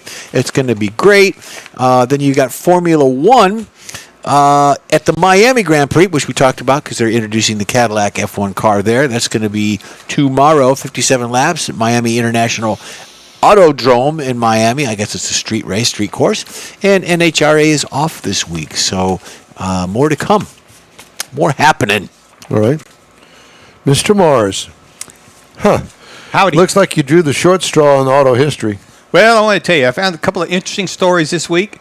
For example, in 1957, the Fiat 500, a compact, affordable car that was aimed at post-war Italian families, was launched in July.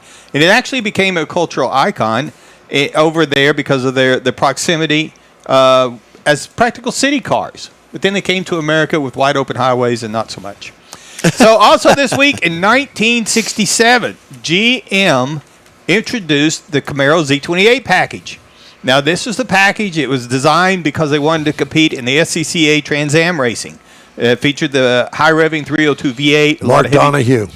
Yes, and a lot of heavy-duty components. Gorgeous. And it actually started a lot of the American muscle car variations that were ever made. Now, they sold 602 of those vehicles in 1967. It actually had 290 horsepower out of that 302, which was actually very underrated because they needed to sell it and to sell the cars, so they had to get it in because of the insurance that was going on at the time for street insurance, plus the racing classification.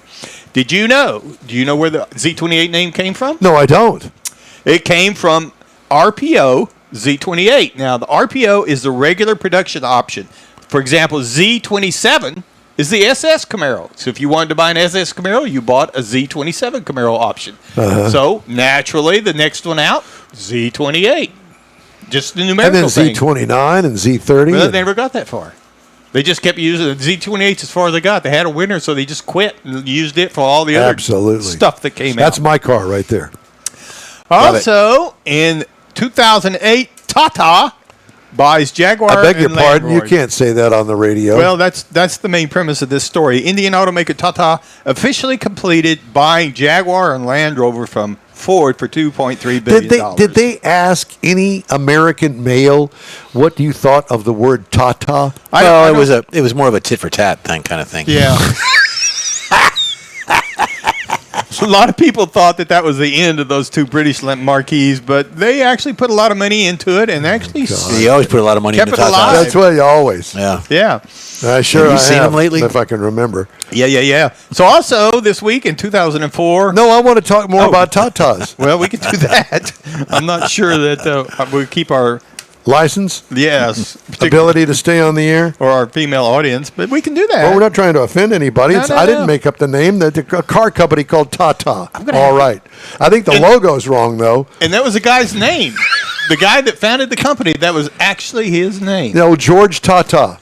I don't think it was George, but could be. Yeah, he kept hanging around. So in 2004, the final Oldsmobile was built, and it was a Alero sedan that rolled off the line in Lansing, Michigan. Now, Uninspiring design by any stretch of the imagination. very true. Even though Oldsmobile had lasted 107 years. And they founded blew in it once again. 1897. Yeah. But they finally bailed out. Also this week, in 1957, Chevrolet introduces the 283 with the optional Rochester Ramjet fuel injection. Yeah, baby. Now, this is made this the first production engine that actually could achieve 1 horsepower per cubic inch. Wow. It was offered in the Corvette and in the Bel Air. And it's literally paved the way for modern fuel delivery systems and actually underscored Chevy's push into trying to build better engines back then. Let me tell you something. From what I know about the fuel injection system, that one that you're looking at right there on the top of that 57 motor, there was one guy, Ken Neighbors. He knew how to fix that thing and make them work. And because for a regular shade tree mechanic like myself, you looked at that, you opened it up and you go, I don't get it. No. And if you don't get it, you ain't going to fix it. Yeah, when I found this, I found some diagrams and stuff of it, and it was like, who thought of this? Now, you know, there was late talk here recently about, we're not going to put AM radios in cars anymore because of the noise, because of the electric. Well, there's a perfect example. Do you see what they've done to the distributor? Shielded. They shielded it. So the distributor was underneath that chrome thing at the back of the engine back there, along with, if you'll notice, the wire covers all the way down to the spark plugs. And that's how they kept the radio interference out of the car radio in the dashboard of a Corvette, because there was no metal, it was fiberglass. Fiberglass, yeah. And that's why. So I thought I'd just pass that along. Pass That's it on. interesting. More stuff. And, so what did we do? We took them off. Exactly. Yeah, See, what is this? We don't need this. Get that out of here. Yeah. Yeah, we need to get rid of these 10 ounces. Where's your wire? All right, so finally, also this week in 1953, the Kaiser Darren sports car debuts. Now, this is the Kaiser Darren 161. That is one of the earliest American fiberglass sports cars. Came shortly after the Corvette. It was actually supposed to debut before the Corvette. They were trying to beat the Corvette to the market. They did not make it. They only built 435 of the units. Units, I love that. That's the way they call them. Yeah, I'd drive it. And it was considered very, very collectible at this point because they didn't make very many of them, and there's not very many of them left around. So I just thought it was an interesting design this week in automotive history. Thank you, sir. Story here from Ford Motor Company. It's killed a program to develop a next-generation electrical architecture, the brain of modern cars, that its executives have called pivotal in competing with electric vehicle pioneers such as Tesla. Ford had heavily invested in the system, known internally as FNV4 for fully networked vehicle, to streamline vehicle software functions. The goal was to cut costs, improve quality, and add profitable features in both electric and gasoline-powered vehicles. The project was abandoned because of ballooning costs and delays. And probably recalls. Ford has extended its employee pricing for all discounts by more than a month to July 6th. So if you want a Ford, go get it. You'll get employee pricing. And Elon Musk will likely remain as Tesla Incorporated CEO for years, despite tension with the board directors that repeatedly led some members to start a search for his replacement. According to Dan Ives of Wedbush Securities, he said that on April the 30th. We're going to finish up today's In Wheel Time Car Talk Show right after this quick break. Please stay with us. You own a car you love. Well, why not let Gulf Coast Auto Shield protect it? Houstonian John Gray invites you to his state-of-the-art facility to introduce you to his specialist team of auto enthusiasts. We promise you'll be impressed. Whether you're looking to massage your original paint to a like-new appearance, apply a ceramic coating, install a paint protection film, nano-ceramic window tint, or new windshield protection called ExoShield, Gulf Coast Auto Shield is where Houston's car people go. Curbed your wheels? Instead of buying new, why not have them repaired? How about a professionally installed radar detector? Gulf Coast Auto Shield does that too. Get a peek inside the shop and look at the services offered by getting online and heading to gcautoshield.com. Better yet, stop by their facility at 11275 South Sam Houston Tollway, just south of the Southwest Freeway, and get a personal tour. Gulf Coast Auto Shield is your place to go for all things exterior. Call them today, 832-930-5655 or gcautoshield.com. The award-winning In Wheel Time Car Talk Show now reaches 5.3 million folks each year. Check us out on InWheelTime.com, the Odyssey Radio app, YouTube, Facebook, and just about every other entertainment source out there, including our live broadcast every Saturday, 10 to noon Central Time. The In Wheel Time Car Talk Show has informative automotive guest interviews, new car reviews, along with popular features including Jeff's Car Culture, the latest new cars, cruise-ins, and racing dates. It's InWheelTime.com. Join us. Well, that's all for this week's In Wheel Time Car Talk Show. Be sure and check us out online at InWheelTime.com. We're always looking for new, informative, and fun automotive things. If you have an idea or event, let us know. Our email address is info@InWheelTime.com. When you're looking for award-winning car talk, you can find the In Wheel Time Car Talk Show 24/7 on the In Wheel Time app. On the road, grab a podcast anytime from your favorite podcast provider, including the new SiriusXM podcast channel, and be sure and catch us on the Odyssey Radio app. We video stream our live show every Saturday 10 to noon on Facebook, YouTube, and InWheelTime.com. The In Wheel Time video technical director is we always need more Jeff Zekin, the booking agent, video editor, and people finder Mike Out of This World Mars, and chief engineer David Ainsley. I'm Don Armstrong. Be safe out there. Have a great week. And thanks again for following the award-winning In Wheel Time Car Talk Show.